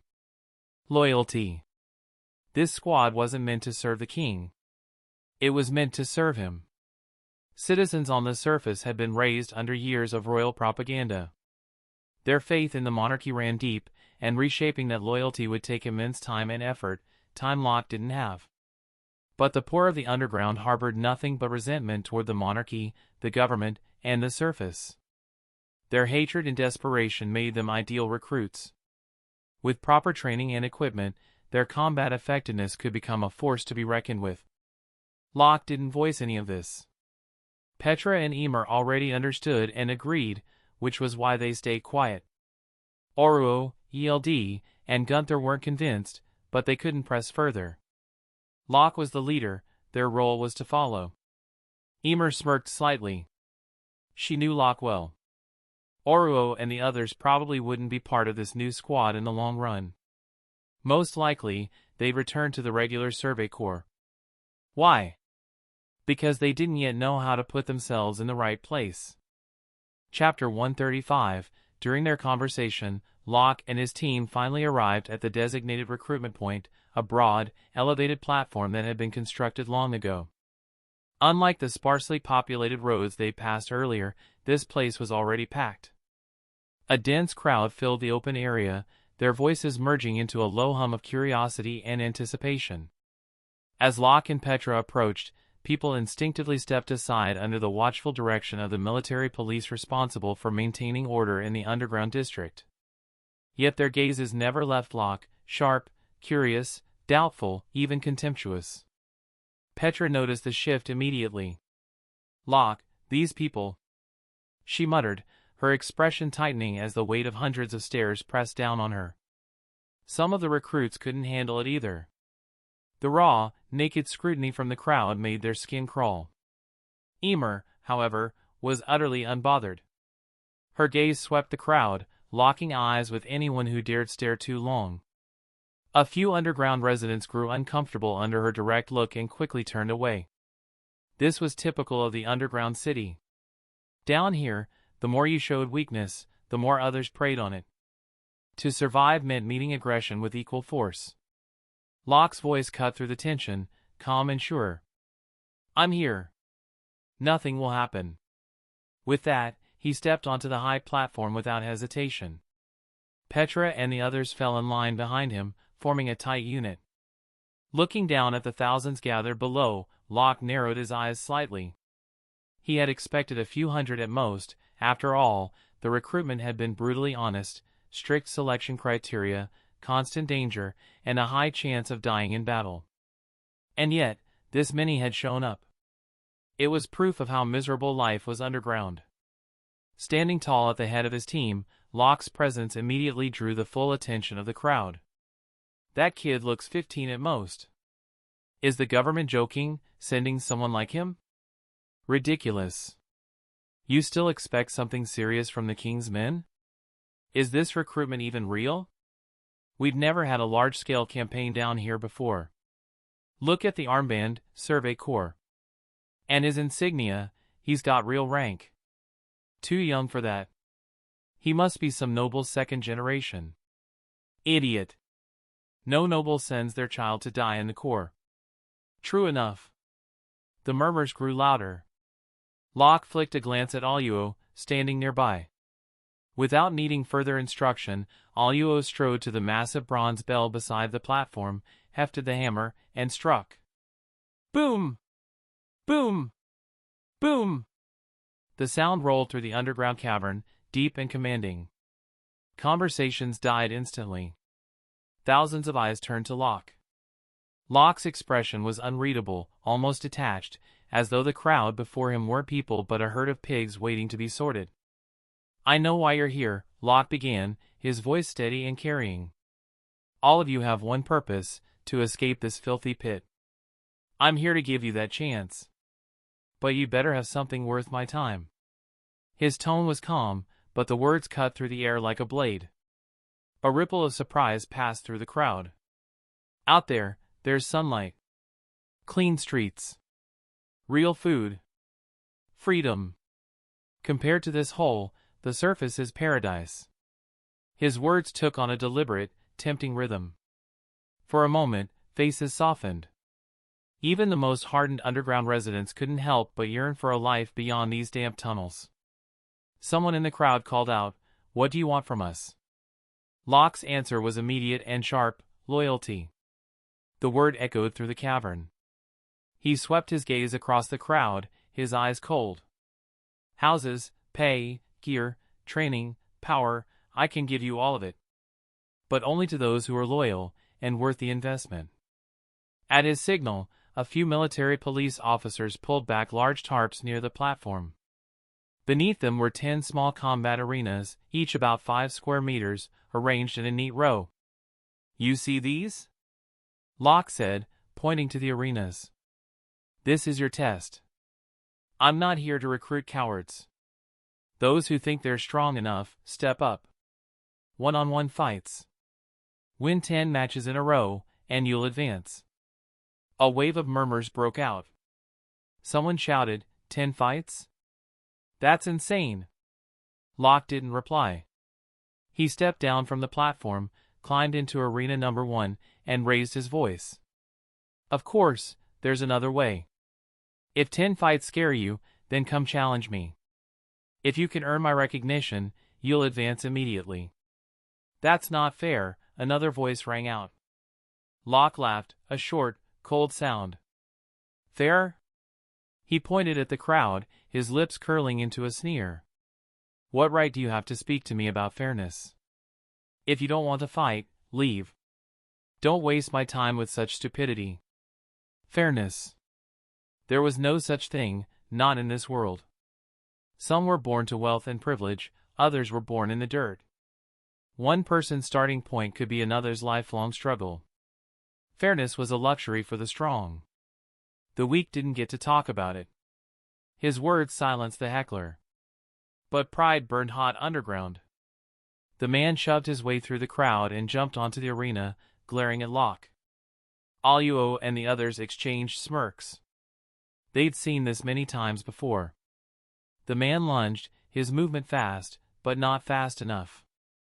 Locke sidestepped cleanly, driving his elbow into the man's ribs. Air whooshed out of the man's lungs. Before he could recover, Locke hooked his leg, swept him off his feet, and planted him face down on the hard stone with a sharp thud. The crowd erupted into noise. Locke didn't bother finishing him, the point was made. Next, Locke said coldly, stepping back. The man staggered up, coughing blood, but didn't dare retaliate. He climbed down in silence, swallowed by the crowd. The sight lit a spark in many. Underground life was brutal, fighting was second nature here. One bold fighter stepped onto the stage next. Then another. The arenas came alive. Fights broke out simultaneously, the sound of fists and feet colliding, shouts, and cheers filled the air. Locke watched from arena number 1, arms crossed, evaluating silently. He wasn't just looking for brute strength. He watched for instincts, reaction speed, mental resilience, the traits that turn survivors into soldiers. Hours passed. Some fought fiercely, others were crushed in their first bout. The ones who made it past 5 rounds began to draw attention. Among them was a wiry young man with scarred knuckles and feral eyes who won his 5th match with a precise chokehold. Another was a woman who fought with astonishing agility, dodging attacks like a dancer and countering with ruthless efficiency. Locke's interest sharpened. By the end of the day, only a handful had managed to reach 10 consecutive victories. Each stood bloody but unbowed, their chests heaving, eyes blazing with something primal. Locke stepped forward. Those who advanced, welcome. You've earned the first step out of this hole. But remember, this isn't a game. Outside, titans roam. Cowards die first. Traitors die next. Only those who can keep moving forward survive. His words carried the weight of truth. The crowd, silent now, hung on every syllable. Some lowered their heads in fear, others clenched their fists in determination. Locke raised his hand, signaling Aluo to ring the bell once more. The heavy sound reverberated through the cavern like a war drum. This was no mere recruitment. It was the beginning of forging a new blade for humanity. Chapter 136. Locke stood calmly in the arena, watching the hulking man charge toward him. He didn't shift his stance, didn't even raise his guard. His stillness was unnerving. The man's grin widened. You've got guts, brat. He threw a straight punch at Locke's face, the air cracking around his fist. He had put everything into that blow. Locke tilted his head slightly, almost bored. Interesting, he murmured. But it looks like I'll need to fix that attitude of yours. In one smooth movement, Locke slipped under the punch and drove his right fist into the man's midsection. Bang! The sound was dull and heavy, like a hammer striking flesh. The man's face twisted in pain as the force blasted him backward. He staggered several steps before managing to steady himself. Not bad, Locke said casually. You didn't fall. Stop looking down on me, bastard, the man roared. He lunged again. But before he could even raise his arms, Locke's leg blurred. The kick smashed into his side with the force of a galloping carriage. The man, nearly 1.85 meters tall and built like a brick wall, was lifted off his feet and sent crashing 2 meters away. The crowd fell silent, stunned. No one had expected the seemingly lean, young Locke, who stood at around 1.7 meters, though he'd grown taller recently, to launch such a devastating kick. The strength required to throw a man like that was frightening. Locke approached the groaning man, expression unreadable. Do you yield? Yield to you, you. The man suddenly sprang up, swinging to grab Locke's arm. But Locke was faster. A precise kick snapped into his ribs, sending him tumbling out of the arena. Those standing nearby scattered to avoid the impact. All traces of contempt vanished from the onlooker's eyes. He might be young, but this was no ordinary recruit. Locke was terrifyingly strong. Ignoring the stares, Locke jumped lightly off the stage, walked over to the man struggling to rise, and crouched slightly. Do you submit? I don't, the man spat stubbornly. Locke's lips curved upward. The smile sent a chill through the crowd. Good. Then I'll keep beating you until you do. The man's face went pale, but before he could move, Locke's hand shot out, dragging him upright. What followed was brutal and methodical. The man stood up again and again, only to be sent crashing down again and again. It happened nearly 10 times. By the end, his body was a mess of bruises and blood, and he finally collapsed unconscious. Locke straightened his uniform, took the towel Petra handed him, wiped the blood from his knuckles, and said coolly, "Patch him up. He passes." The nearby military police immediately hurried over, respectful now. They carried the unconscious man away through the crowd. People instinctively stepped aside, their expressions wary. Fear had begun to settle in. Locke climbed back into the number 1 arena and swept his gaze around. Anyone else wants to challenge me? The response was a wall of silence. The image of the broken man was still fresh in everyone's mind. The same men who had sneered moments ago now stared at the ground. Locke waited a few seconds, then tilted his head slightly. His tone turned mocking. I thought survivors down here were supposed to be tough. Turns out you're all cowards. Fine. I'll make it easier, 5 of you can come at once. A shocked murmur rippled through the crowd. 5 people? They stared at him as if he'd lost his mind. But on the platform, Petra, Aluo, ELD, and Emer exchanged knowing looks.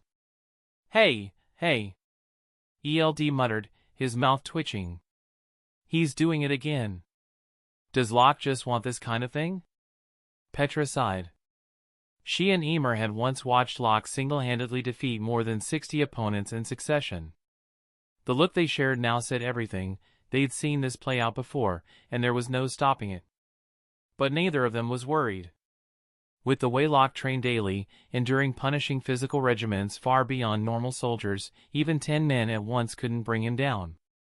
The only thing that could limit him was stamina. While they were talking, Locke's next match began.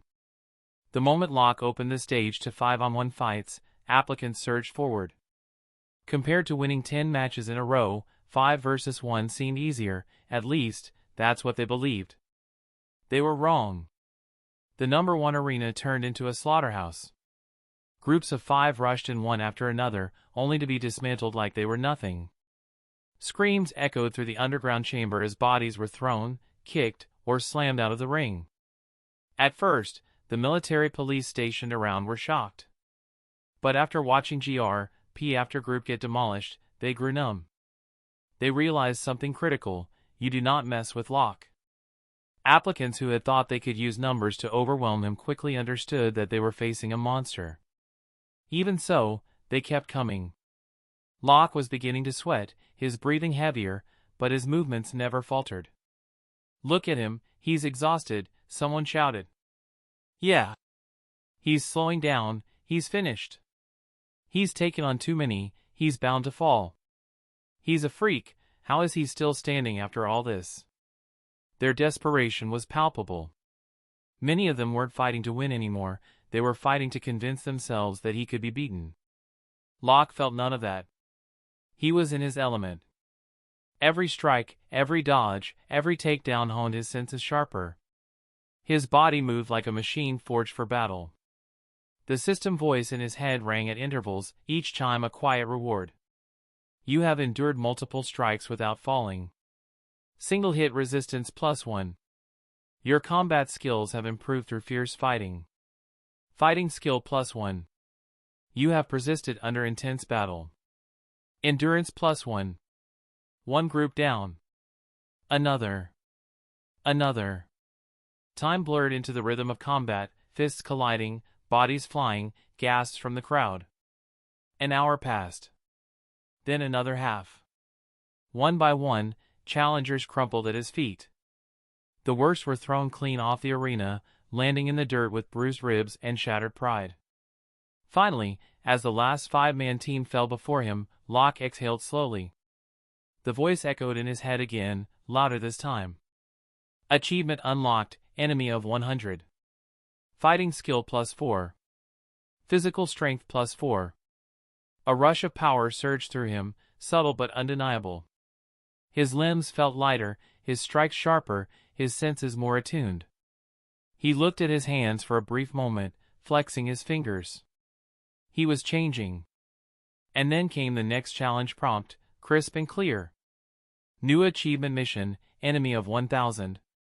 Objective, defeat 1000 opponents.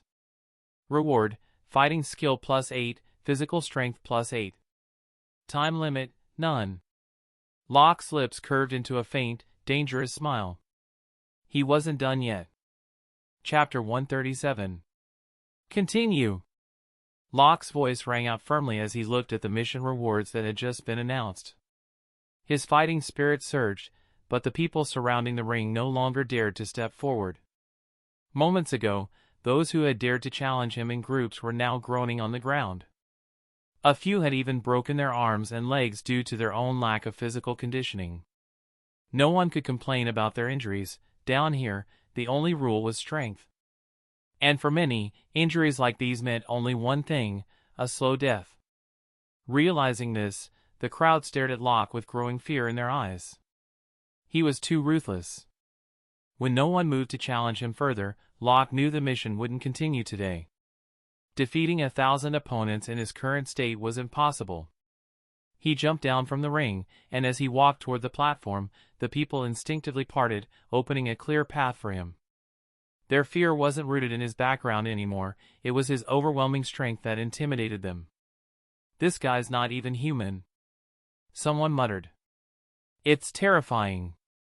He's beaten over 100 people and still walks like nothing happened," another whispered. "Following someone like that might actually be a way to survive," a man said quietly. "Yeah. Better him than those useless military police thugs. At least this one's strong. Careful what you say. You saw what happened to the others," another warned. Amid the hushed discussions, Locke climbed onto the platform. Below, the military police arranged a series of one-on-one duels to continue the conscription testing. Although their strength is lacking and their personalities are rough, they've got potential. "We'll recruit 300 over the next few days," Locke ordered calmly. ELD, standing nearby, raised an eyebrow. "Aren't there only 100 open spots?" "There are," Locke replied, smiling slightly. "But I never said I'd only recruit 100. We'll bring in 300 first, then eliminate the weak later." ELD nodded slowly. That makes sense. But isn't it a bit much to recruit everyone from the underground? Better here than anywhere else, Locke said, surveying the fighters in each ring. I don't trust people from outside. ELD opened his mouth again, but Gunther shot him a warning glance. Let it go, Gunther muttered. We're soldiers, not leaders, Aluo added in a low voice. Though his usual brashness hadn't faded, his instincts were sharp. He'd begun noticing changes in Locke, subtle, but undeniable, and realized that their positions were no longer equal. Careless words could cause problems now. ELD, no fool himself, recognized this and closed his mouth, looking at Locke's back with a complicated expression. Petra, standing nearby, heard the exchange but said nothing. She quietly exhaled, feeling a mixture of relief and unease. In the past, she and ELD, Aluo, and Gunther had fought side by side as equals. But ever since she had inherited the power of the colossal titan, she couldn't shake the feeling that a gap had formed between them. They no longer interacted as freely as before, and that realization pained her. Maybe if I reveal my abilities, the gap will close, she thought. But, will they still accept me? Sensing her unease, Ymir reached out and squeezed Petra's hand reassuringly. Meanwhile, the duels below continued steadily. Unlike Locke, whose combat skills and physical abilities far surpassed any ordinary soldier, the fighters from the underground, while talented, were still within the realm of normal human capability. A handful showed exceptional promise, winning multiple matches in a row through skill or sheer tenacity. The underground district had always been a place of stark inequality.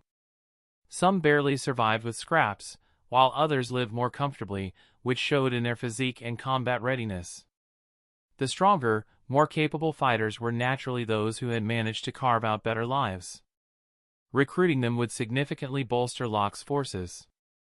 As for loyalty, Locke had little doubt he could break and reshape it to his will. By the end of the day, 17 fighters had achieved 10 consecutive victories. Combined with the 11 Locke had personally acknowledged during earlier battles, a total of 28 recruits had been selected on the first day. They were immediately stationed at the military police base beneath the underground district. Locke and Petra didn't return to the surface that night. Instead, they stayed below to oversee recruitment until the operation was complete. Only then would real training begin. As night fell, the underground district was cloaked in darkness. Unlike the surface, which glittered with lanterns and light, the lower city quickly dimmed to a near pitch black. Yet, tonight felt different. For the first time in a long while, the people down here weren't sinking into hopeless sleep, they were talking, buzzing with shared excitement. Did you hear? Lenny from the next sector passed the test. He's at the military police base now, food and shelter provided. And if he survives training, he gets paid and moves to the surface. That idiot actually turned his life around. If he can do it, so can I. Then go. It costs nothing to try. Just don't challenge that monster in Arena 1, and maybe you'll win 10 in a row. That could change your fate. I'll try tomorrow. You coming? Yeah. Let's do it together. Their voices echoed in the darkness, hopeful for the first time in years. Chapter 138. The second day of conscription began with a sight that genuinely surprised Locke. Crowds from every corner of the underground district had gathered, filling the space around the rings until there was hardly room to move.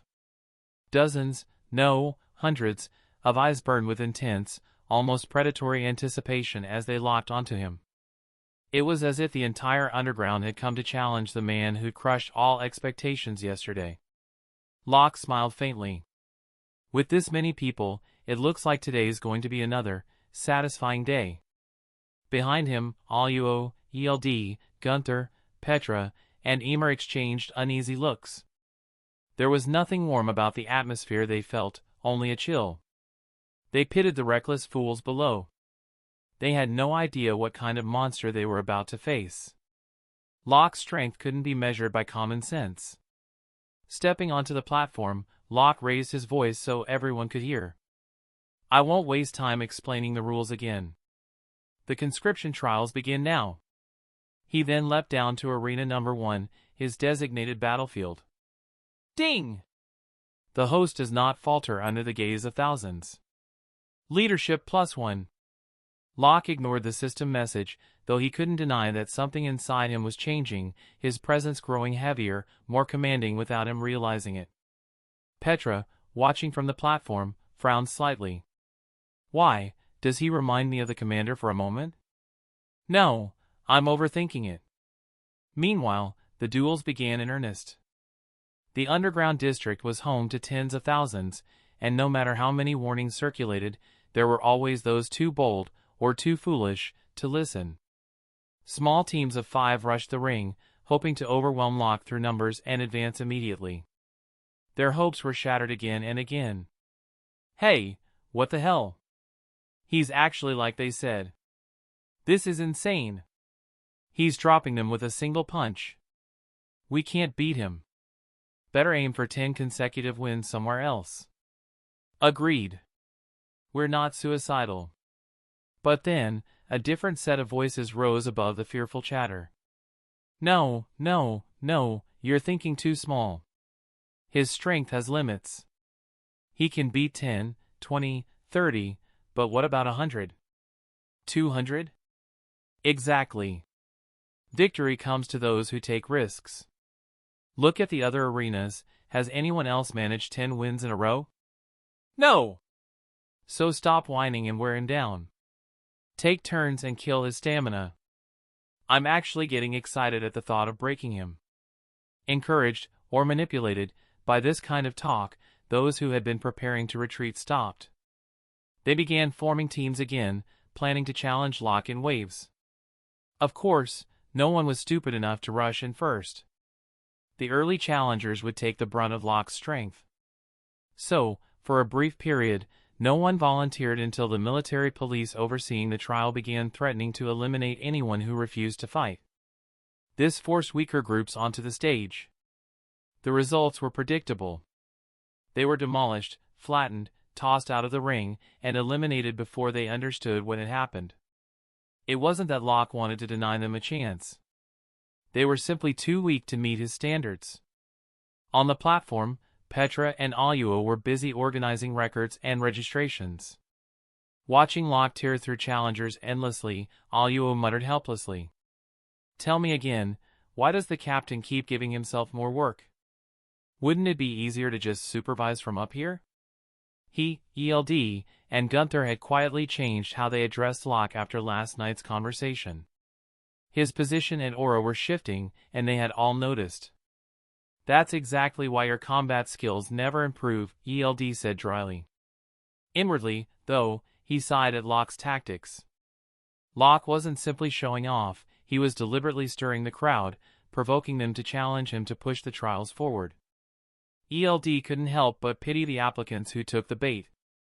In 5-on-1 battles, Locke's current strength was overwhelming. Even his comrades, who had been with him constantly, couldn't guess where his true limits lay. How could these random fighters hope to wear him down with rotation tactics? Probably only Captain Levi could give him a real fight now, ELD thought. The same thought crossed the minds of Aluo and Gunther as well. The recruitment continued like clockwork. Locke fought relentlessly, his power and presence growing sharper with each battle. His abilities were improving faster than during any daily training, because here, he was tested under real pressure. The opponents, desperate to pass, held nothing back. Ironically, none seemed to realize that if they actually succeeded, Locke would become their direct superior, a terrifying prospect in itself. By day's end, Locke had not lost a single match. His endurance, willpower, and ability to withstand attacks had grown noticeably, as had his overall combat ability. Yet the 1,000 enemies objective remained incomplete. There were simply too many opponents, and even Locke couldn't end battles fast enough with only 2 hands and 2 feet. Worse, as the hours wore on, even though Locke feigned exhaustion to draw out more challengers, fear eventually overcame bravado. Fewer dared to step into the ring. That day, 30 recruits passed the assessment. Nearly half of the challengers were eliminated by Locke himself, while others were judged by performance. With his keen eye, Locke could easily identify talent and potential. Over the next several days, Locke, Petra, and the others continued recruitment. By the 6th day, the operation was complete. 280 qualified recruits were chosen. Under the watchful eyes of the entire underground district, they ascended the stairs toward the surface, a one-way journey that marked a new chapter in their lives. For those left behind, it was a bittersweet sight. Their neighbors, once trapped beside them in the darkness, were now climbing toward the light. As Locke was about to disappear from view, a voice suddenly rang out from the crowd. "Captain Locke, will you come again?" He paused and turned back, meeting the sea of eyes fixed on him. Their gazes were filled with something unfamiliar to this place, hope. Locke grinned. "Yes." Then he turned and walked away. A beat of silence passed. And then, the underground district erupted into cheers. Locke had given them something no one else ever had, a real chance. Chapter 139, Run. Keep running! Haven't you eaten yet? Food is precious nowadays, you idiots are just wasting it. The last 10 today are all eliminated and sent back to the underground. What are you looking at? Either keep running or give up right now, I'll personally send you back. Inside the training corps base, a group of recruits was being driven to their limits by Locke. Their legs trembled, their lungs burned, and yet they didn't dare to stop. Deep down, every one of them carried the same fear. They refused to return to the dark underground, where there was no sunlight, no future, and no hope. On top of that, Locke was a man none of them could oppose. If they somehow managed to complete their training, he would simply double it the next day. Resistance wasn't an option, they could only blame their own weakness. And this was no place for rebellion. Fully armed garrison soldiers stood guard around the perimeter. Any sign of unrest, and these untrained recruits would be crushed before they could take a step. Ding, the host displays the qualities of an iron-blooded commander. Leadership +1. Locke smirked faintly at the sound only he could hear and continued to bark orders at the recruits. Across the field, cadets from the regular training corps were stunned at the scene unfolding before them. Many of them knew who Locke was. His reputation lingered long after his early graduation. Locke was the first recruit in the Corps' history to graduate ahead of schedule and immediately join the Survey Corps, heading straight to the front lines against the Titans. "Is that Locke?" one recruit whispered. "Why does he seem like a completely different person now?" "Of course," another replied. "He was the first to graduate early, join the Survey Corps, and actually survive fighting Titans. Anyone would change after that. Did you see his uniform? He's already a captain. It hasn't even been that long, he's risen so fast. We trained alongside him once. Compared to him, we're nothing but fodder." Their conversations carried through the wind, reaching Keith Shoddy's, the stern instructor who stood with arms crossed. His usually sharp expression softened for a moment as he watched Locke drill his recruits mercilessly. The young man who once stood on this very field had grown into a leader capable of shaping soldiers. Keith exhaled quietly. "The future's in your hands now. It's our turn to stay out of the way." Locke remained unaware of Keith's silent thoughts. His entire focus was on the raw group before him, his first generation of subordinates. These recruits would one day march under his command, and he demanded nothing less than perfection. His training regimen was simple but brutal: run, endure, and never be last. Weak-willed recruits would be eliminated immediately. For several days, the training consisted solely of physical endurance, running from dawn until dusk. Locke fully expected mass dropouts within the first week. But reality surprised even him. These were not ordinary cadets. Every one of them had clawed their way out of the underground, selected from tens of thousands. Their combat ability might have been lacking, but their willpower was unmatched, and most were under 22, brimming with potential. By the end of the physical training phase, only 60 of the original 280 had been eliminated. The key lay in Locke's rule: the last 10 every day are eliminated. Without that rule, these maniacs might have run until they collapsed, refusing to yield. Locke surveyed the remaining recruits standing in formation. Their postures were upright, their gazes firm, nothing like the desperate group he'd seen on day one. Satisfied, he gave Oruo Bozad, who stood nearby, a subtle nod. Oruo immediately signaled for soldiers to haul training equipment onto the field. Physical training's over, for now, Locke announced, his voice carrying across the field like a whip. But don't relax. We'll still run mornings and nights. From today, we add new drills. The rule remains the same, the last 10 are eliminated. If you want to stay, then fight for it. Yes, Captain, the recruits shouted in unison. By now, Locke carried several labels, among them, Devil, Monster, Unyielding. But none questioned his right to command. He trained harder than anyone, demonstrating every drill personally. He didn't just order them, he outperformed them. In the military, strength is the only language that matters. And Locke was the strongest among them. The recruits watched curiously as the equipment arrived. The items were unlike anything they had used during regular training corps drills. With the Survey Corps' backing, Locke's unit had access to upgraded vertical maneuvering gear, modified pistols, and even lightning spears. This wasn't just a unit to fight Titans, it was a strike force capable of operating against human threats within the walls as well. Levi, the Survey Corps' ace captain, had no objections. In fact, seeing Locke's new unit inspired other branches of the military to consider their own equipment upgrades. The world within and beyond the walls was changing, and the military needed to keep pace. With Locke's arrival and the establishment of his unit, the overall combat readiness within the walls began to shift. Small changes in equipment and training could ripple outward, reshaping the future entirely. But Locke understood one thing with absolute clarity. Their real enemy wasn't just the corrupt royal government within the walls. It was the world outside Parody Island.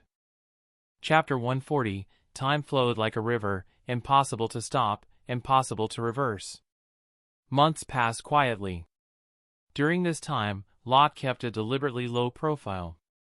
He remained at the training corps base alongside Petra and others, focusing entirely on shaping the recruits he had chosen.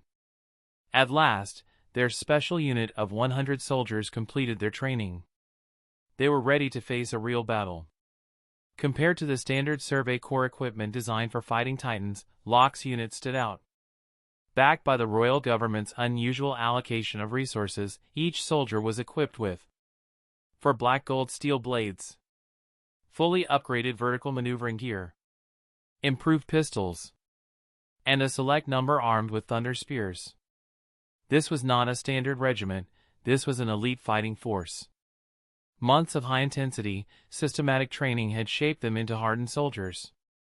Only the strongest had survived the last 10 eliminated rule Locke had enforced ruthlessly. On paper, their combat power was formidable. But there remained one critical gap. They had never fought Titans in actual combat. Knowing this, Locke decided to take advantage of the current lull in Marley's movements to carry out real-world field training. Isn't it too dangerous to go outside the wall already? Petra asked, concern in her voice. It's fine, Locke replied calmly. We're just patrolling near the walls. Nothing too extreme. He looked over the assembled soldiers, 100 fully equipped, disciplined men and women, and added quietly. Without shedding real blood, this unit isn't qualified. They won't meet the requirements of the future we're planning. Petra fell silent. She knew what he meant. Those bold plans they had discussed could not succeed with a unit that had only trained in safety. Emer stood a little apart, gazing at the sky with a composed expression. Months of adaptation and training had turned her into a reliable warrior.